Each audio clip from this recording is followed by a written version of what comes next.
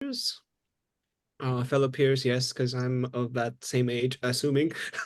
Welcome. Thank you for taking out of your time, out of your day to attend this colored webinar in the presence of fellow accomplished academics in order as advertised on the flyer, Prof. Nathan, Prof. Ko, Dr. Chandra, in which they'll be speaking on U.S.-China relation in the Indo-Pacific region and their impacts. I personally, as a student of international affairs, look highly forward to the talk that we have today. As what will be discussed, the opinion shared, the points raised would open my eyes to the perspectives of not only the U.S., not only China, but to the various nations that are also in the middle, caught in the crossfire, which would inform my decision whether to go to New Zealand and wait out the whole thing, or to take it, or to just take the experience from these accomplished academics to inform my decision in like writing a research paper, whether it be on security, economics, or international law, wherever the future may take me. So welcome and have a great time. Please put your questions. We have a Q&A box in the Zoom. Please type your questions in there, and by chance, we'll run through them during the Q&A sessions. Thank you. And we will begin the webinar at approximately 3, so please get comfortable, so get any refreshments, whether it be coffee, tea, water, boba tea, all the other teas, yeah, and all that. And have a great afternoon.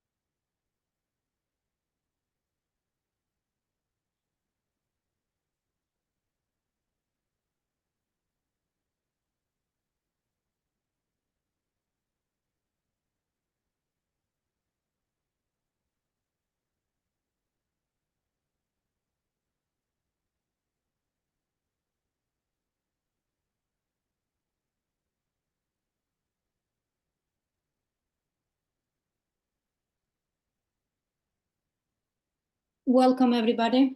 Our esteemed guests, our esteemed speakers, thank you for joining us today for this webinar organized by JUST, International Movement for a Just World.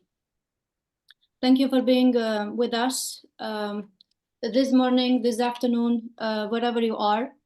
And the webinar topic for today is Indo-Pacific Power Dynamics, the China and United States relationship and its implications for Southeast Asia. So the focus today is Southeast Asia region, and we have with us several of the experts. Most of them are residing in Malaysia currently. Dr. K.S. Nathan, Professor Nathan, welcome. Thank you for joining us. We have here with us as well Dr. Arujanan. Dr. Arujanan will be giving us the opening speech, the opening introduction for this webinar in a few minutes. Thank you, Dr. Aru, for joining us. We also have with us Dr. Chandra Muzaffar, the president for International Movement for a Just World. Thank you, Dr. Chandra, for being here with us. And we also have with us Professor Ko King Kee, a president of Center for New Inclusive Asia. Thank you, Professor King, for being with us. Without further ado, I would like to invite Dr. Aru to give us a few words of introduction, as the expert he is on Asian relations and also the power dynamics on this international relations. Dr. Aru, the floor is yours. Okay, thanks, Elma. Firstly, I'd like to thank you to all of you. And then I'd like to also invite the participant on behalf of Justice, on behalf of JUST. Okay, before that, I just want to say a few words about JUST. JUST was established on 1st August 1992 for the purpose of addressing the problem you find in the international system. Over the years, for the past 30 over years, JUST has been working very hard to contribute its fair share to make the world a better place. What JUST have done so far, it identified the problem in the international system, the different problems we encounter today, and we have carried out many conferences, many seminars, many publications, and we address the issues.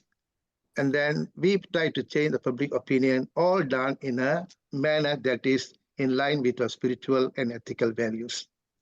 I would say over the years, we are quite successful. We have done a fair share to the world. And the credit must be given to Dr. Chandra, who is the leader for the past 30 over years. Thank you very much, Dr. Chandra. And also to the EXCO. The EXCO committee working very hard, and also the staff in the JUST office. They are extremely working very, very hard. With this brief introduction about JUST and what the objective of JUST, I'd like to say a few things about the current international system, as well as the Indo-Pacific, and particularly South Asia. So, okay, today we attempt to ask what is the polar system in the world. Is it bipolar? Is it multipolar? Is it unipolar and multipolar? Or is it going to be, they say, bipolar? If you look at it today, it is, I would say, unipolar and multipolar. Although there are many major powers rising up, China, India, Brazil, and the other powers, Russia. But you find today, still the US is quite dominant, and of course being challenged by, by the rising power China. Okay. Now, if you look at this, the area, so the so-called area, the Indo-Pacific. The Indo-Pacific comprises basically 4 sub-regions. The 4th sub-region, first is Northeast Asia, very hot area, comprised of China, Japan, North Korea, South Korea. And of course, the area of the problem there, the Taiwan issue and the nuclear issue, basically. Then the next sub-region, Southeast Asia, they're located between Northeast Asia and South Asia. And there are about 10 ASEAN countries there, some big, some small. And both powers are trying their best to influence these small states. And the small states are hedging between the two, taking care of their vital national interests. But the main issue in this area, basically, is the South China Sea. The South China Sea must be handled very well. Okay. Then you got South Asia, India, Afghanistan, Pakistan, with their respective problems. And we got the South Pacific. Of the 4 states, I would say South Asia is also very, very important. Okay, very, very important because it is in between South Asia, Northeast Asia, South Asia. And if you look at historically, it's the area where big powers competed all the time and influenced all the time. In ancient history, you can see China and India influence Southeast Asia, what we call Indianization and Sinization. During the colonial period, you can see all the colonial powers, they occupy South Asia and divide South Asia into different spheres of influence. British were in Myanmar, in Malaya, Singapore, and North Borneo. The Dutch were in the current Indonesia, the Dutch East Indies. The French were in Indochina, and the Americans, the Spaniards were in the Philippines, later the Americans. So you can see the interests of these big powers converge and compete and conflict in South Asia. During the Cold War period, you find that the two ideologies competed in Southeast Asia, one supported by Russia and China, and the other supported by the American allies. So we find even a big war was fought in South Asia, the Vietnam War. So during the Cold War period, you find that big powers also converge in the area, and also they compete and they cooperate or conflict in this area. Then the post-Cold War area, you find still the competition went on. You find religious forces and other forces compete in South Asia, causing a lot of problems. And meanwhile, the other powers also got their vested interests or national interests in this region: Japan, China, India, US, Australia, and the others. Now, recent days, you find the big problem, the rising power and the status quo power. China is rising, challenged by by the US. They call the Thucydides trap. If you look at the pattern of alliance between with the two powers, the US as well as in the case of China. In the case of US, it is basically Japan, South Korea, Philippines, Thailand, and things like AUKUS, AUKUS, and then Quad and all kind of things. Then in the case of China, you find it's North Korea and Russia. Now, two wars are going on at the moment. One is in Ukraine, other was in Gaza. Now, we ask the question, this particular organization, United Nations, is it able to play an effective role? Sometimes I sit down and think back at the League of Nations. The League of Nations failed, led to the Second World War. At the moment, I feel, I could be wrong, I feel as if the United Nations is failing. Those countries with veto power have to do their duty to make the world a peaceful place. So this area called Southeast Asia is, whether we like it or not, going to be a very hot area if you're not careful. I think our objective in this seminar should be how to avoid the conflict in this area and resolve the problem by peaceful means. With this, I stop my introduction in this particular webinar. Thank you very much. Dr. Rado, thank you very much. Again, thank you very much for being with us and sharing your introductory thoughts. Before we invite our speakers to the platform, I'd like to remind everybody that this webinar is actually recorded, is live streamed, and it will also be archived for further subsequent sharing and processing of information. So we kindly assume that the consent of all the speakers is already given. And also, we would like to invite everybody to mute themselves as long as they are not in the speaker platform, to respect the speaker's window and to avoid any kind of background noise. So as long as we respect the speaker's window, let's keep ourselves in mute. We will have the chance to discuss and express our questions and our objectives, if any, during the Q&A session.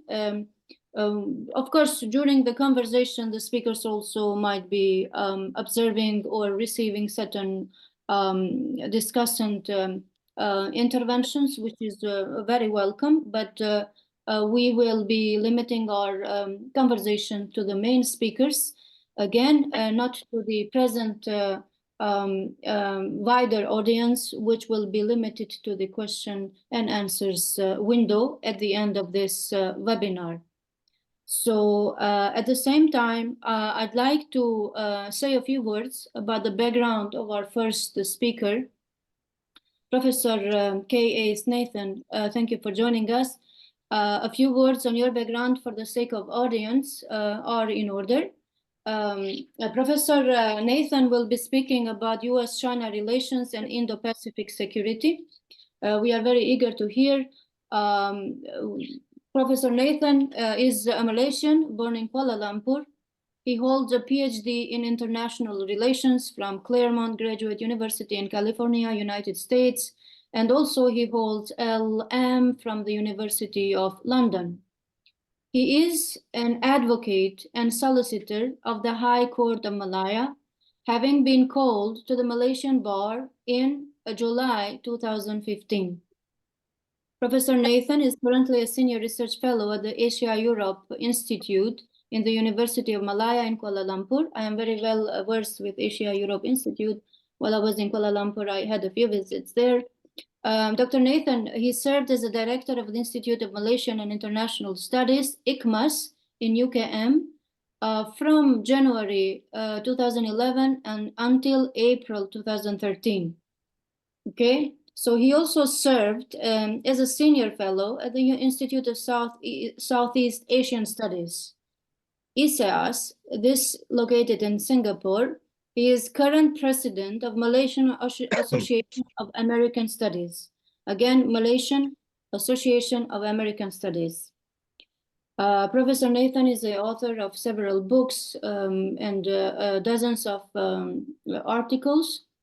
He also has served as a consultant, external examiner, external assessor to several institutions in Malaysia and abroad, in Malaysia, Singapore, and overseas. So with these few words, Dr. Nathan, you're welcome to say or to add anything amiss.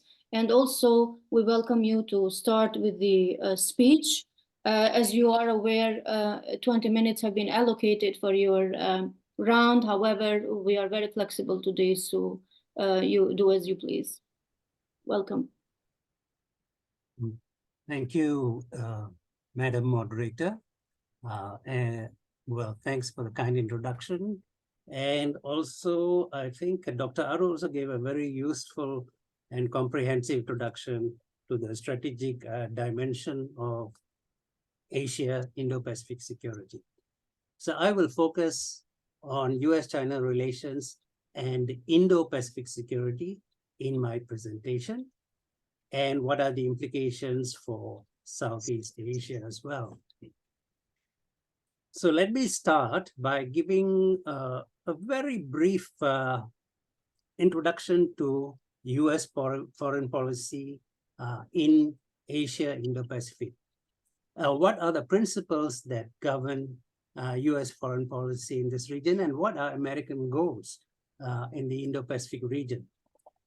I would say there are four of them: protection of the United States and its citizens and allies, assurance of continuing access to international resources and markets, preservation of a balance of power in the world, and promotion of human rights and democracy. These are principles not only that the US has, but also all countries. But in actual practice, as you know, there could be a departure depending on the kind of strategic or core or national interests that are involved. Now, US policy in Asia, a very brief background.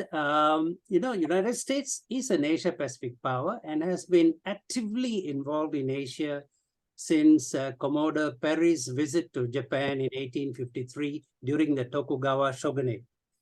And that period of the Tokugawa shogunate was from 1603 until 1868. And then that led to the subsequent opening of Japan to the West. Equal commercial opportunity was also a principle used or a strategy used in order to justify America's engagement in Asia. In Asia, in the late 19th century, as you know, the US goal was to gain equal commercial access into China, given that other European powers, Britain, France, Germany, Russia, and also Japan, had already established spheres of influence via all sorts of concessions, ports, rail, etc. And they extracted all these from a weak government, the Qing dynasty or Manchu dynasty, that ruled China from 1644 until 1911. So usually the pretext of Western imperialism or colonialism, as you know, has been three-pronged: God, glory, and gold. US occupation of the Philippines from 1899 to 1946. That was a period of American colonialism in Southeast Asia. And then the open door doctrine was a very important document or platform that was used to justify America's increasing engagement with the Asia Pacific. As you know, the United States was a relative latecomer and did not want to be left behind in the scramble for concessions in China. So US Secretary of State John Hay announced the Open Door Doctrine in 1899-1900 with the goal of promoting equal commercial opportunity for international trade and commerce in China and respect for China's administrative and territorial integrity. This open door policy, as you know, lasted until the Maoist revolution in 1949. So with that kind of a background, to show why the US will be engaged always in the Asia Pacific, let us now fast forward to current US foreign policy principles and priorities, and also performance in this region that we are discussing today, Asia, Indo-Pacific, and identify some trends and similarities and differences. First, I would say, managing the strategic competition with China, the core element in our discussion today. Then there is the issue of Taiwan, support for one China policy, but oppose forceful integration of Taiwan with the mainland. Thirdly, strengthen alliance partnerships with traditional allies, Japan and South Korea. Deter nuclear threats from North Korea. And the fourth goal, initiate US-India strategic partnership as a counterweight to rising Chinese economic, political, and military power and influence in Asia. So Indo-Pacific actually is a concept that recognizes the reality and potential of India's rise and positive contributory role in maintaining the Asian Indo-Pacific balance of power. Then, of course, closer to home is the South China Sea, to adopt a stronger deterrent posture to contain Beijing's territorial assertions since 2014, and uphold freedom of navigation and commerce in the South China Sea. The related concept here is, of course, free and open Indo-Pacific, and also work closely with ASEAN.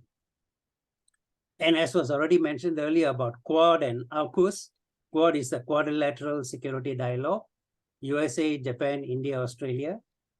But in order to add military muscle to the American strategic involvement in this region, the United States, together with Australia and the United Kingdom, established AUKUS, that is Australia, US-UK alliance. Now, in the political economy dimension, of course, it was already mentioned that China is rising. There is a mounting trade deficit favoring the PRC. PRC's expanding influence in Africa is another factor through infrastructure financing, BRI, dollar diplomacy. So the wingspan of China is today getting more and more global. Trade, in terms of trade, the United States, of course, still remains the second largest trade partner of China. And China is the fourth largest trade partner of the US after Canada, Mexico, and Japan. Infrastructure financing, another area of competition here. US has opposed the establishment of the AIIB. As you know, that was the Asian Infrastructure Investment Bank, established by China in January 2014. Now, this was a multilateral development bank whose mission is financing the infrastructure for tomorrow. Then US allies also started joining the AIIB because they can see the shifting trends in the balance of power and where economic weight is and why they need to be aligned with rising economic powers. Washington lobbied its allies to decline membership on the grounds that it had unclear governance standards, inadequate environmental controls, and lacks sufficient capitalization to sustain its loans. However, the US allies, including Britain, Australia, and South Korea, preferred to join AIIB and also became the founding members of the bank. So US sees AIIB, which was established in January 2015, as challenging the Washington-based World Bank, which was established by Washington in July 1944, and the Asian Development Bank, which was established in Manila, December 1966. Two financial institutions with strong US and Japanese influence. Now, in the economic dimension, the Indo-Pacific Economic Framework was proposed by the United States, May 2022. It was launched in Tokyo, and on May 23rd, 2022, President Biden, along with ministers and heads of government from a dozen initial partners, officially launched the IPEF, Indo-Pacific Economic Framework for Prosperity. What was the aim?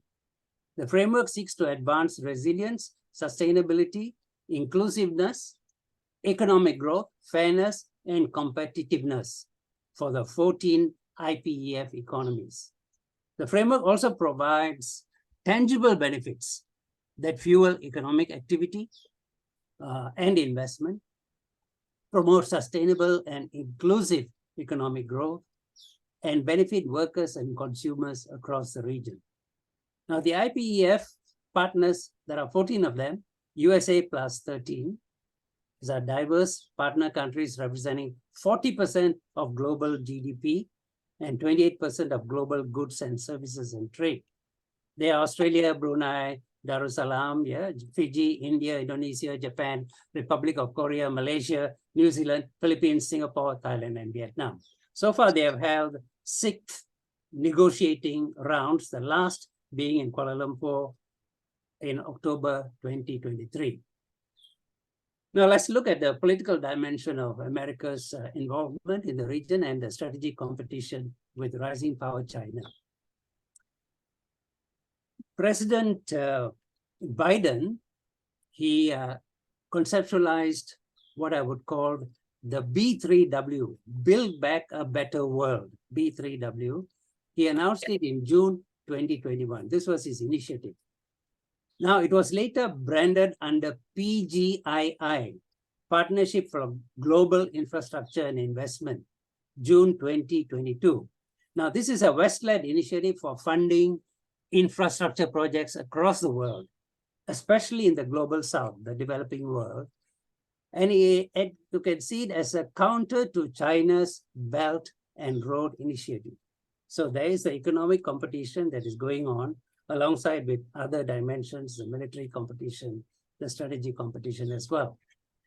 The Biden administration, of course, hopes to mobilize over USD $600 billion, federal government plus private sector, in global infrastructure investments by 2027, in partnership with America's friends, the G7, USA, Britain, France, Germany, Japan, Italy, Canada, plus the European Union. Now, PGII, as you will note, faces stiff competition from China's BRI, the Belt and Road Initiative. So far, PGII has invested about $34 billion US, whereas the CPEC, the China-Pakistan Economic Corridor, has already invested USD $34 billion, that section of China's global economic reach. And overall, China's BRI has already surpassed USD $1 trillion. So now let's look at the South China Sea, coming back closer to ASEAN. US views China's island building activities as a potential threat to freedom of navigation along a very critical trade route. China, on the other hand, considers US involvement in the region as meddling in bilateral disputes with China's neighbors. Beijing, of course, sees enhanced US military cooperation with Vietnam and the Philippines, and increased Japanese military activity in the region as part of a US strategy to contain China. The SES, as you know, has been one critical consideration in the recent strengthening of the US-Philippines strategic partnership. In recent years, as you know, there has been an increase in the standoffs between China and the Philippines, Chinese vessels and Philippine commercial vessels. Manila maintains that SCS belongs to all who need to use it. Then the United States also has expanded its naval patrols in the region. FONOPS, that is Freedom of Navigation Patrols in the South China Sea. And basically since 2014, this is quite an interesting departure. The US abandoned its neutral stance. Earlier on in the South China Sea disputes, the United States did not want to get involved and allowed the regional claimants and the disputants to try to settle it themselves. But why then did it now increase its posture and presence since 2014? United States has now become much more proactively involved in the South China Sea disputes. So there is a strategic dimension to it. AUKUS, which was set up on 15 September 2021, was formed to strengthen deterrence in SCS, as the Quad, as you know, Quad is USA, Japan, India, and Australia, was found to be ineffective in deterring Beijing's assertive conduct in SCS. So for the US, maintaining strategic and commercial access in the Asia-Pacific and Indo-Pacific is a national interest priority and continues to remain a core interest of US foreign policy. Then we can look at the US-Japan alliance, another important arm of American engagement in the region. Now that still remains, that alliance was formed in 1951 and remains the bedrock of Asia-Pacific security. This strategic partnership will remain strong as long as North Korea continues to pose a threat to South Korea and Japan. Both are key US allies. Pyongyang's nuclear threat to Northeast Asian security is viewed seriously by Washington, Seoul, and Tokyo.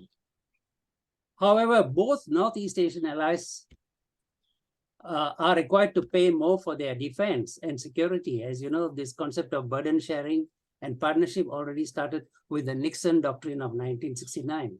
The United States couldn't carry the full load and required these other partners to bear more of the defense burden, also because they have become more capable, they were richer, and they had already become more self-reliant. Even as Biden supports multilateralism in political, economic, security, and other dimensions in US relations with the Indo-Pacific, Asia-Pacific, bilateralism, I would argue, is still a dominant feature of US engagement. The Biden administration has strengthened security and economic partnerships, as you know, over the last few years with Japan, South Korea, India, and Australia. What is China's position? China, however, views this as a new form of containment, as Washington endeavors to compete with Beijing for power and influence in the Asia-Pacific, Indo-Pacific. A little ought to be said also about US-India relations, because in the Indo-Pacific concept of the United States today, India is a very important actor vis-a-vis China. Recent warming of bilateral ties is closely linked to the strategic value of India in US balance of power and deterrence strategies in the Asia-Pacific and the Indo-Pacific regions. India is rising in priority vis-a-vis China. So a little bit on the US-India relationship from Trump to Biden. Like his predecessor, Trump, Biden does not see India as threatening US global role and supremacy, unlike China and Russia, which are seen as major power rivals to the US. Should also be noted, India rejects hegemonism in international relations. Biden welcomes US-India cooperation in countering Beijing's influence in Asia. Last year, as you know, Prime Minister Modi visited the United States, was given a very warm reception by both houses of Congress. Now, this suggests as the US views India's role in Indo-Pacific as complementing US goals vis-a-vis China. So Biden is exploring the potential of the Quad US, Japan, India, Australia as a deterrent to rising Chinese power in Asia. But it is a security framework, it must be said, that is fragile. India is reluctant to participate in any military containment of China. The US immediate response was the formulation of AUKUS. It wanted to give more teeth to its military engagement in Southeast Asia vis-a-vis China. So Australia and UK, of course, they are much more willing partners. If you want to put it in jest, they also call the Anglo-Saxon suspects, together with Canada.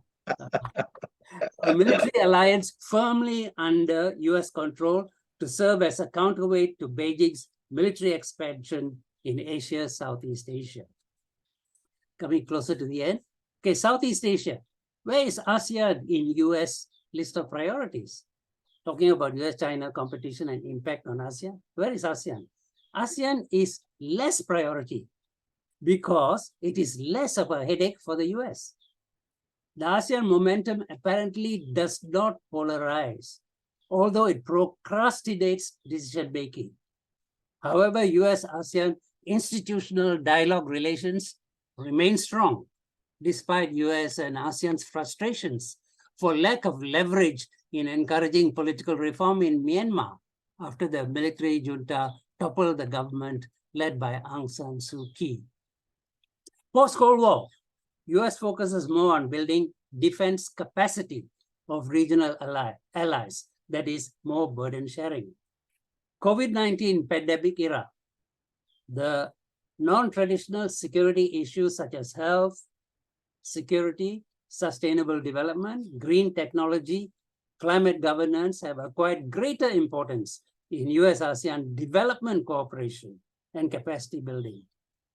So in Southeast Asia, the Biden administration aims to compete with China, but not contain it. This is something we can debate. Washington supports ASEAN centrality and wants to strengthen its engagement with ASEAN via dialogue, diplomacy, and development. These tools are seen as complementing the US strategy of deterrence, especially in the South China Sea. South China Sea, as you know, I mentioned earlier, US has abandoned neutrality since 2014 on the competing sovereignty claims by China and ASEAN. Under Trump and Biden, there has been increased naval activity in the South China Sea by US warships. US Indo-Pacific strategy under Biden, what can we say? One, strengthen Quad, US, Japan, India, Australia, and where Quad is lacking in military muscle to address perceived geopolitical threats from China, AUKUS was formed in September 2021 to do standby duty. Okay, we are coming to the last part of the presentation. So US power in Asia, what can we say? US will remain a major Asia-Pacific, Indo-Pacific power. The Pax Americana in Asia has already been transformed into a strategic partnership in which the common public good, which is security, is shared by all. Up to the present, the US arguably is the least unwelcome provider in this regard.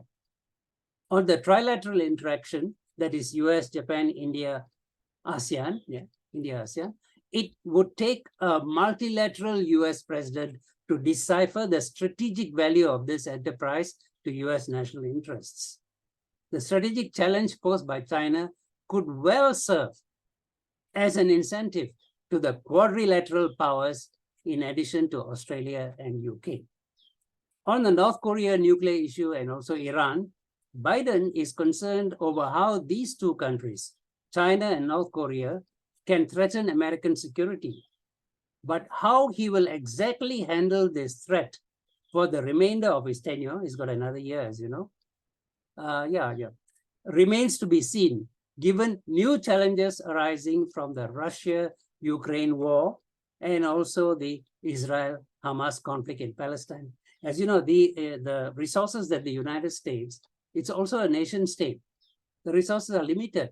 So when you put too much into one particular area or you're more more than 2 or 3 fronts open, American power gets diluted. And how is it therefore going to engage in the Asia-Pacific region, at the same time deal with West Asian problems and also Eastern European problems? That's an issue for the United States. Importance of Asia in US foreign policy. Asia remains important in the context of US-China relations, US-Japan relations, US-South Korea relations, and US-ASEAN relations. These traditional US allies will oblige Washington to focus on strengthening their mutual political, economic, and security interests in Asia. All of them seem, under US leadership, to view the current rules-based order as best serving their national interests. Thank you, Madam Moderator. Dr. Nathan, thank you very much for your enlightening speech. And it's reassuring to hear that the United States is committed to bilateralism in Asia Pacific. I suppose that the speakers and the guests will have more to say during our Q&A session. But for now, we'd like to invite the second speaker, Professor Dr. Ko Kin Kee. He will be speaking about amidst US-China strategic competition, answering the question, can ASEAN countries avoid taking sides? But before inviting the speaker to address this question, we'd like to say a few words on his background. As mentioned earlier, Professor Ko Kin Kee is the president for Center for New Inclusive Asia. It's an NGO, Malaysian think tank. He is also the founder and president of East-West Bridge, an international platform to promote civilizational engagement for global peace and prosperity. And also he is the co-vice chairman of the International Academic Network for a Community with Shared Future. Professor Ko is adjunct professor at Taylor's University, Malaysia, currently president of Dr. Wu Lien Teh Education Society, Malaysia, as well as director of the China Belt and Road Desk, Baker Tilly Advisory, Malaysia. He is formerly the research director of Parti Keadilan Rakyat, Malaysia, and also the founding secretary general of Tan Kah Kee Foundation, Malaysia. So he is also, just like Professor Nathan earlier, an author of the dozens of books and articles. One of the books important and noteworthy here is The New Era in Today's China. Okay, The New Era in Today's China. Hopefully Professor Kin Ko will share with us more on this. And also, as well as while addressing the main question, can ASEAN countries avoid taking sides? Professor Kin Ko, can you hear me? Yes, I can. The floor is yours. Thank you for being with us. Thank you.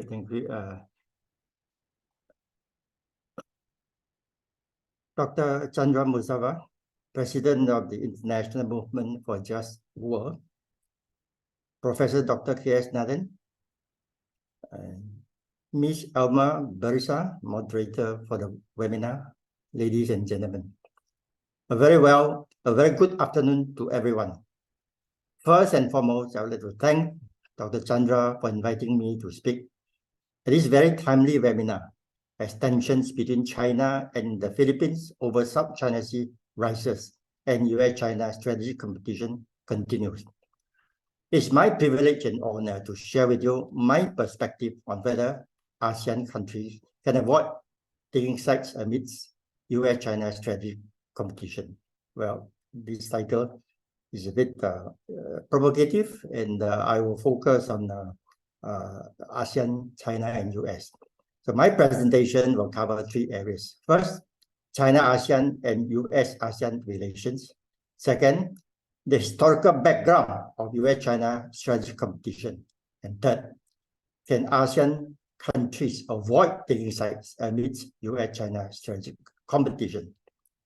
As a matter of experience, I will use the term ASEAN countries and Southeast Asian countries interchangeably in my speech.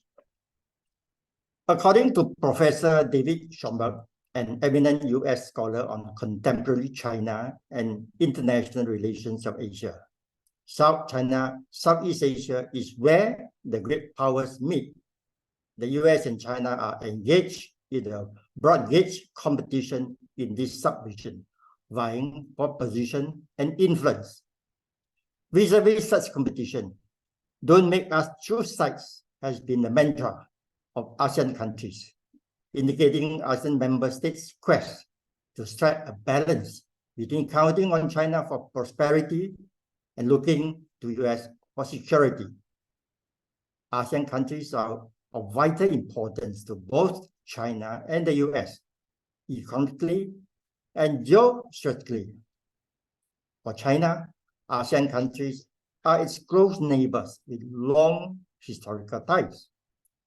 Due to their proximity to China, ASEAN countries have actually benefited enormously, if not the most, from China's economic rise over the last 30 years. This is substantiated by the fact that since becoming ASEAN dialogue partner in 1991, trade between China and ASEAN has jumped about 85 times in 30 years, increasing from USD 8.36 billion in 1991 to USD 685.28 billion in 2020. ASEAN overtook EU in 2020 as China's largest trading partner and have since remained the largest trading partner of each other. The total ASEAN-China trade has reached a historical high of USD 975 billion in 2022 and possibly may breach and may touch 1 trillion in 2023. Geostrategically, the South China Sea is China's most important waterway to the world and gateway to its national security. It is China's vital artery of trade and lifeline of energy supply. According to the UN Conference on Trade and Development in 2016, more than 64% of China's maritime trade and about 90% of China's maritime crude oil shipments were transported through the South China Sea. The first island change, which is the Strategic Maritime Containment Plan conceived by the US during the Korean War, aimed at restricting China's sea access, remains a vivid reminder of the strategic importance of South China Sea to China's national security as US-China rivalry continues. Historically, US core interest lies with Europe. Its primary concerns are the pan-Atlantic relations. However, the US also claims to be an Asia-Pacific power, stressing that the region is vital to its security and prosperity, as it accounts for more than 2/3 of the world economy. At the US-ASEAN Special Summit held in Washington in May 2022, President Joe Biden told ASEAN leaders that US-ASEAN partnership is critical. This is particularly true given ASEAN's strategic location. The Indo-Pacific strategy, a US-designed grand strategy to contain China, will be toothless without the support of ASEAN. Economically, the US is ASEAN's second largest trading partner after China. Its trade with ASEAN is about half of China-ASEAN trade. However, the US ranked top in terms of investment in ASEAN. It is the largest source of foreign direct investment in ASEAN, contributing approximately 32.5% of the total FDI in the bloc. Besides, US treaty allies, Japan and Korea, have also long and extensive economic presence in ASEAN. Ladies and gentlemen, to understand how ASEAN countries navigate the complex power rivalry in the region, we need to know the historical background of the US-China strategic competition. why, and how it took place. After the Cold War ended, the US emerged as the sole superpower. Since then, maintaining its global supremacy has been America's unchanged strategic goal. In 1992, the US National Security Council came up with the Defense Planning Guidance for 1994 to 1999. It categorically declared that US global strategic goal after the collapse of Soviet Russia is to prevent the emergence or re-emergence of any rival power anywhere in the world that would constitute a threat to its global primacy. The defense guiding plan also emphasized that to accomplish this goal, the US forces must continue to be at least a generation ahead in weapon technology, and investment in innovation must reach and sustain at levels necessary to assure the US dominates the military technology revolution now and the foreseeable future. Simply put, after the end of the Cold War, US abandoned the collective governance system architecture post-World War II. It now sought to perpetuate America's global primacy. This strategic goal, adopted by the Bush administration in 1992, was followed by successive US presidents, from Bill Clinton to Joe Biden. Such views are also widely shared by Washington elites until today. However, China's meteoric rise has inevitably changed the global power dynamics. China joined WTO in 2001, and within a short span of less than 10 years, overtook Japan as the world's second largest economy in 2010. China became the world's manufacturing powerhouse and surpassed the US as the world's largest trading nation in 2013.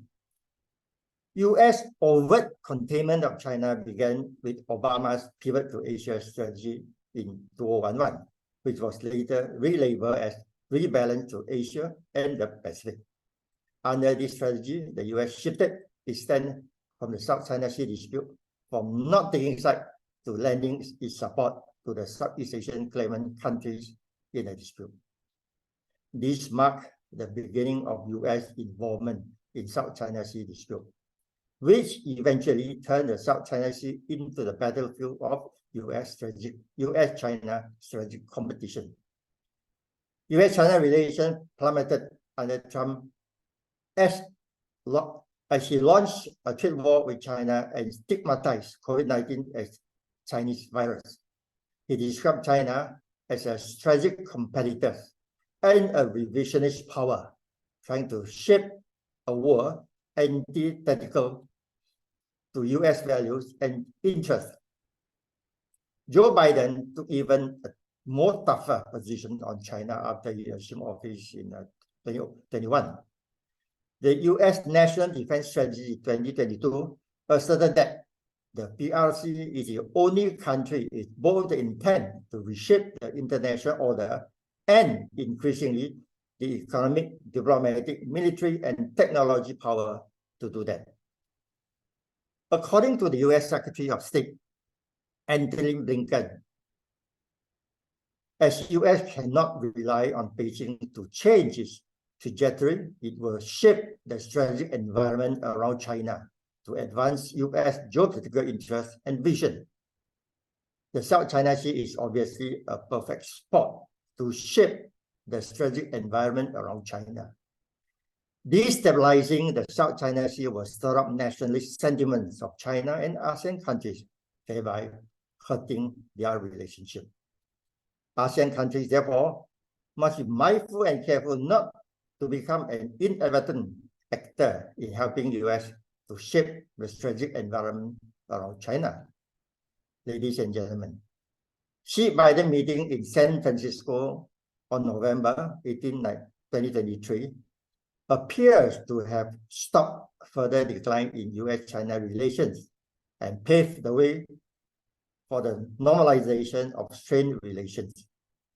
However, owing to the divergent nature and goals of the political and economic system of the two countries, strategic competition between US and China is unlikely to abate. In fact, US-China strategic competition may intensify as Washington regards China as a pacing challenge and the most consequential strategic competitor of the US for the coming decade. ASEAN countries must therefore be ready to endure a protracted period of intense US-China strategic competition. ASEAN attitudes of not taking side in the US-China rivalry appears to align with its best interest for now. However, maintaining such neutral stand has become increasingly more challenging. Southeast Asian countries live at the intersection of the interests of various major powers. It is difficult to totally avoid making a choice that could have geo-economic or geopolitical implications. For example, picking Huawei 5G technology may be deemed as taking side. In the name of building a more resilient global supply chain, the US is pursuing a strategy of de-risking from China to friend-shoring or near-shoring. This could destabilize the regional integration trend in the Asia-Pacific as China's efficient manufacturing ecosystem is not replicable. US relentless suppression of Chinese technology companies through blacklisting, sanctioning, or outright ban of advanced technology such as high-end chips, EUV lithography machines, and smartphone operating system will push China to be technological self-independent. This may eventually lead to the bifurcation of the technology world, with China on one side and US on the other. Under this scenario, ASEAN countries will be forced to take a stark choice of which camp to join. With the steady rise of China and the gradual decline of the US, Asia-Pacific is going through a period of power transition. A more confident China will likely to pressure others to align with it, and likewise US, thus making the ASEAN countries' balance of power stance even more stressful. An added dimension of the US-China strategic competition is the role of US close allies acting as surrogates or proxies for US, which may tilt the balance in favor of the US. Japan has long and extensive presence in Southeast Asia. It is ASEAN's third largest trading partner and the second largest source of foreign direct investment for ASEAN. After the trilateral Camp David summit of the US, Japan, and Korea in August 2023, Japan has been particularly active in engaging with Southeast Asian countries, including the supply of weaponry. Japan joined the 10 ASEAN member countries in the first ever joint military drills known as the ASEAN Solidarity Exercise in September last year. Ladies and gentlemen, coming back to the issue of ASEAN members countries' quest to strike a balance between counting on China for prosperity and looking to US for security, I would say it is unlikely that any major military conflict will take place among Southeast Asian countries. All ASEAN members and dialogue partners, including the US and China, are signatories to the Treaty of Amity and Cooperation in Southeast Asia. And historically, China has never invaded any ASEAN countries. Therefore, the chances of a serious military conflict taking place in ASEAN is rather remote in this regard. Looking to the US for security appears to be a pseudo proposition. US is a country thousands of miles away from Southeast Asia. Its interest in ASEAN is mainly geopolitical. Thus, its relationship with South China Southeast Asian countries are transactional. For ASEAN, for China, ASEAN countries are its immediate neighbors. Its interest in Southeast Asia is comprehensive, both economic and strategic, and must naturally be long-term and win-win. China and ASEAN are a natural community with a shared future. ASEAN and China upgraded their relationship to comprehensive strategic partnership in November 2021 and have started negotiation on the third version of the ASEAN-China Free Trade Agreement. The RCEP, of which China and ASEAN countries are members, have also taken effect on January 1st, 2022. Meanwhile, China, Malaysia, Singapore, and Thailand have mutually waived visa requirements for visits by their citizens. ASEAN and China have also agreed on the guidelines to accelerate negotiations for the Code of Conduct in the South China Sea. All these positive developments, without questions, will strengthen people-to-people bond, accelerate economic integration, and enhance political trust between China and ASEAN. Ladies and gentlemen, amidst tension between the US and China, ASEAN countries often express their fear of having to choose one over the other. I hope it does not happen soon. Mr. Lee Hsien Loong, Prime Minister of Singapore, at a press conference held at the close of the ASEAN Summit in 2018 said. However, judging from the fast-changing geopolitical landscape in Asia-Pacific, the day that ASEAN countries have to choose sides may come much sooner than expected. Thank you. Professor Koh Kin Kee, thank you very much for your speech on answering the question, can ASEAN countries avoid taking sides?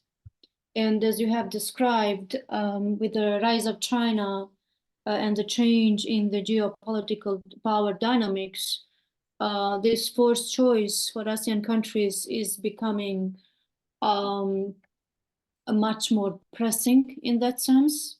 We would wait to hear from other speakers as well on their opinion on this matter. And as we do so, we would like to invite the third speaker, Dr. Chandra Muzaffar, to answer, to basically address the question on Southeast Asian encounters with the US and China. And before Dr. Chandra takes the floor, I'd like to say a few words on his background for the sake of audience. Dr. Chandra Muzaffar is the president of the International Movement for a Just World. It's an international NGO also based in Malaysia, which seeks to critique global injustice and to develop an alternative vision of a just and compassionate civilization guided by universal spiritual and moral values. Some of this was also cited earlier by Dr. Arun.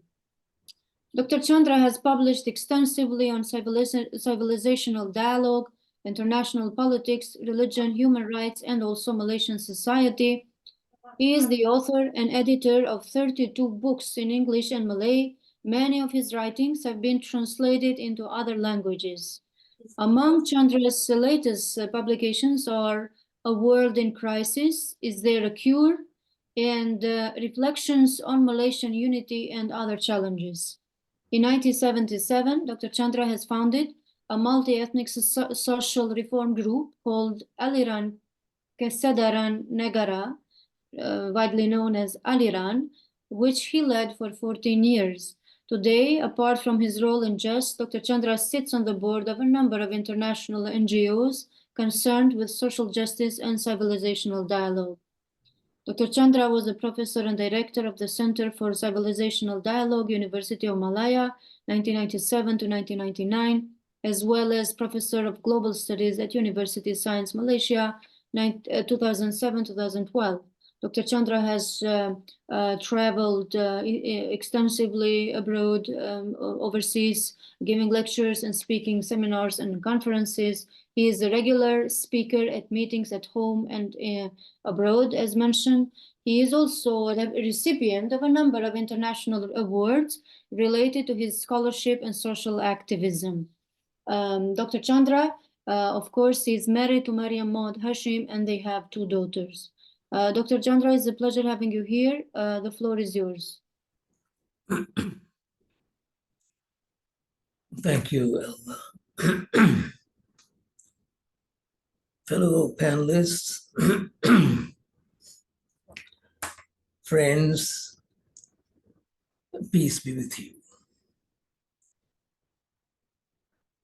I'm happy to participate in this webinar, partly because the webinar has afforded me the opportunity to learn a great deal about China, ASEAN, US-ASEAN relations, and about the pressing challenges that confront us in this part of the world. Both Professor Nathan's presentation and Dr. Kok-Keng Kee's presentation, both those presentations have been full of information, incisive analysis, and some very interesting pointers as far as the future is concerned. Dr. Arujinan set the right tone for this webinar, and I think you have handled your role as moderator very well, Elma, and that has helped as far as this webinar is concerned. I would also like to mention here that there is a person that we're missing in this webinar. In the original list of speakers, we had Professor Zakaria Ahmad as one of the speakers. Unfortunately, Prof. Zakaria is down with COVID. Suddenly, the sort of a thing happens and he's not able to participate. It is such a pity because Zach and I actually go back a long time, our relationship. We were classmates at the University of Singapore in political science. We'd known each other very well. We were housemates for a while in Penang when he first joined the USM as the assistant lecturer. And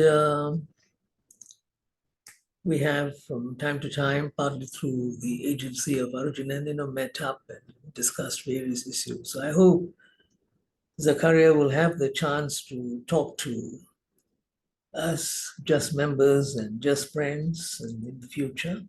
He's actually looking forward to it. I spoke to him earlier today, and he's hoping that he will be able to share his thoughts about international politics, South Asia, China, US, and so on at some other moment in the future.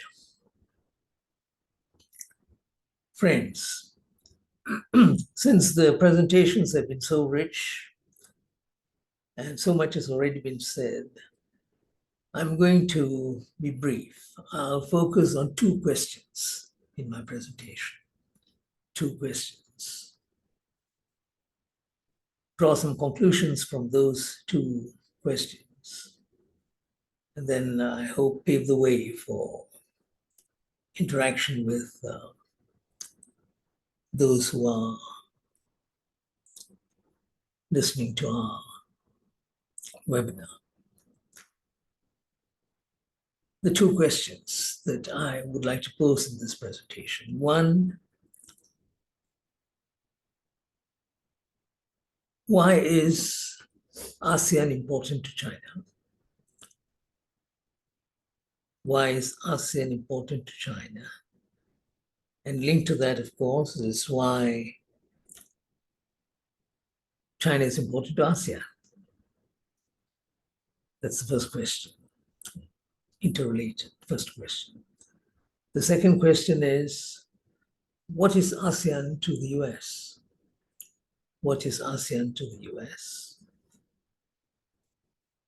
And what is the US to ASEAN, conversely? Those are the two questions. But arising from the two questions would be perhaps a third consideration, which would be more or less the conclusion of my talk. What can ASEAN do to reduce friction and tension? What can ASEAN do to reduce friction and tension between China and the US? And how will ASEAN therefore contribute to regional peace and to world peace? That I think is the real challenge for ASEAN. And I speak as a citizen of ASEAN, also speak as someone who is very committed to ASEAN, which is why I raise this important issue. What ASEAN can do to reduce friction and tension between these two powers, and how ASEAN, if it's going to make an impact at all, how will it be able to contribute towards peace and happiness in our part of the world? First,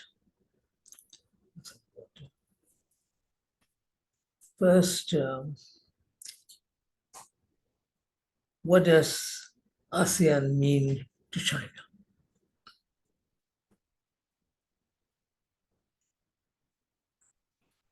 Thanks.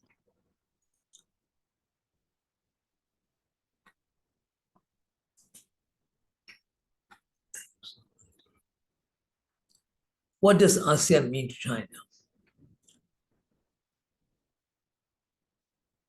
From the Chinese perspective, it appears to me, ASEAN is vital.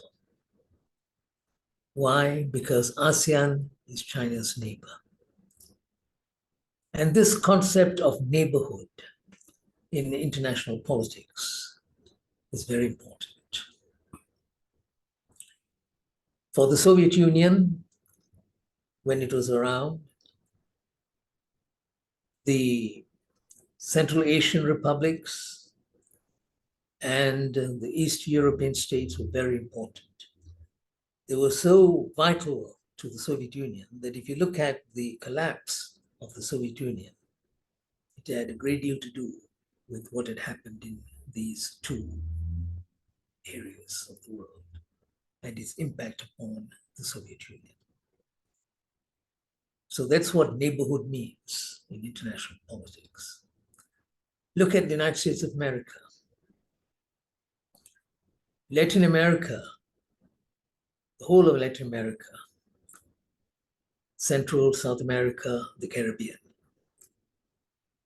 That area is very vital to the United States, which is why the world almost went to war when Soviet missiles were stationed in Cuba in 1962. I'm sure you remember this as the missile crisis in Cuba in 1962. Because for the Americans, this was unthinkable. Their neighborhood, a nation very close to the Soviet Union, and more than that, that nation was hosting missiles from the Soviet Union. Whatever the interpretation and the merits and demerits of how the situation unfolded, we cannot run away from the fact that it became a major global issue. It led to tensions which people thought at that point would really lead to a world war. It was diffused, fortunately for all of us. So you see how important one's neighborhood is. And for China, ASEAN is its neighborhood. It's not just any other geographical area. It is vital to China's definition of its own well-being. It would not want to see ASEAN under the control, dominance of someone else, to put it very bluntly. The Chinese would be very concerned. They'd be very concerned what this would lead to.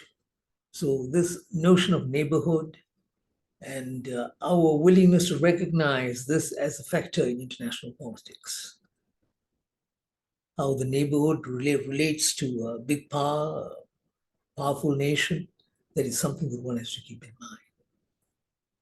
One can understand why China would be concerned about ASEAN and the direction it's taking. It should be concerned about the South China Sea within the context of ASEAN, because the South China Sea is also ASEAN's waterway. And I'll return to that point in the conclusion of my discussion. So that explains one very important dimension of China's relations with ASEAN, why it's so important to China. Now, ASEAN would also regard China as very important to her future, as it has always been important all these centuries to this region. This is a point that is seldom highlighted in the mainstream conventional media, that ASEAN's relationship, and if you look at the individual states, ASEAN, of course, is new as an entity. But if you look at the individual states, the kingdoms in this part of the world, their relationship with China is a long-standing relationship. It goes back hundreds, perhaps even 2,000 years. There has been some sort of interaction or other between the various kingdoms and states in this part of the world and China. And that is important from an ASEAN point of view, because in spite of the fact that this is a big nation, has always been a big nation, an important nation, China, historically, important nation, with a lot of influence, with a great impact, and right up to the end of the 18th century, China was actually the world's largest economy. This again is ignored. 23% of the global GDP came from China. And next to that was India. But this is ignored in many writings and so on, how important these two economies were before the rise of the West, so to speak. So you had ASEAN living next door to this huge economy, very good relations for a very long while, no attempt at all by China, and this is important from an ASEAN perspective, to control, dominate, and determine the future of ASEAN as such. China had some skirmishes here and there with Vietnam, which is true, over borders. China's main preoccupation in bilateral relations and regional relations has always been with its borders, its boundaries. It wants to ensure its boundaries are safe. So there have been some skirmishes, but nothing which led to a huge conflagration between Vietnam and China. Even as recently as 1974, there were these skirmishes, and even in the past. But nonetheless, relations as a whole with the ASEAN states, China's relations with them, and their relations with China has been fairly harmonious. And that is something which ASEAN values, which ASEAN knows is very important. Others may come and say that they are the friends of ASEAN countries, they want to protect ASEAN countries and so on. But if you look at the actual track record, the nation which has been a trustworthy friend of ASEAN countries is actually China. If you look at Malaysia, and the most important kingdom in Malaysia in the pre-colonial period was Malacca.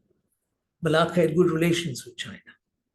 In fact, we know that when Siam, known as Siam, that is Thailand in contemporary history, when Siam had problems with Malacca, it was China that played the role of a protector to Malacca.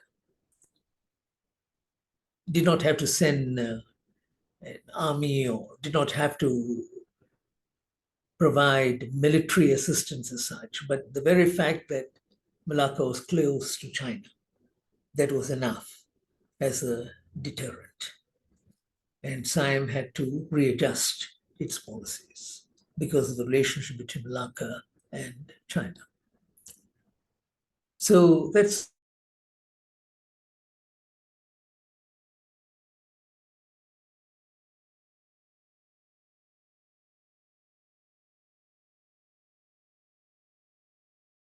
what about the United States?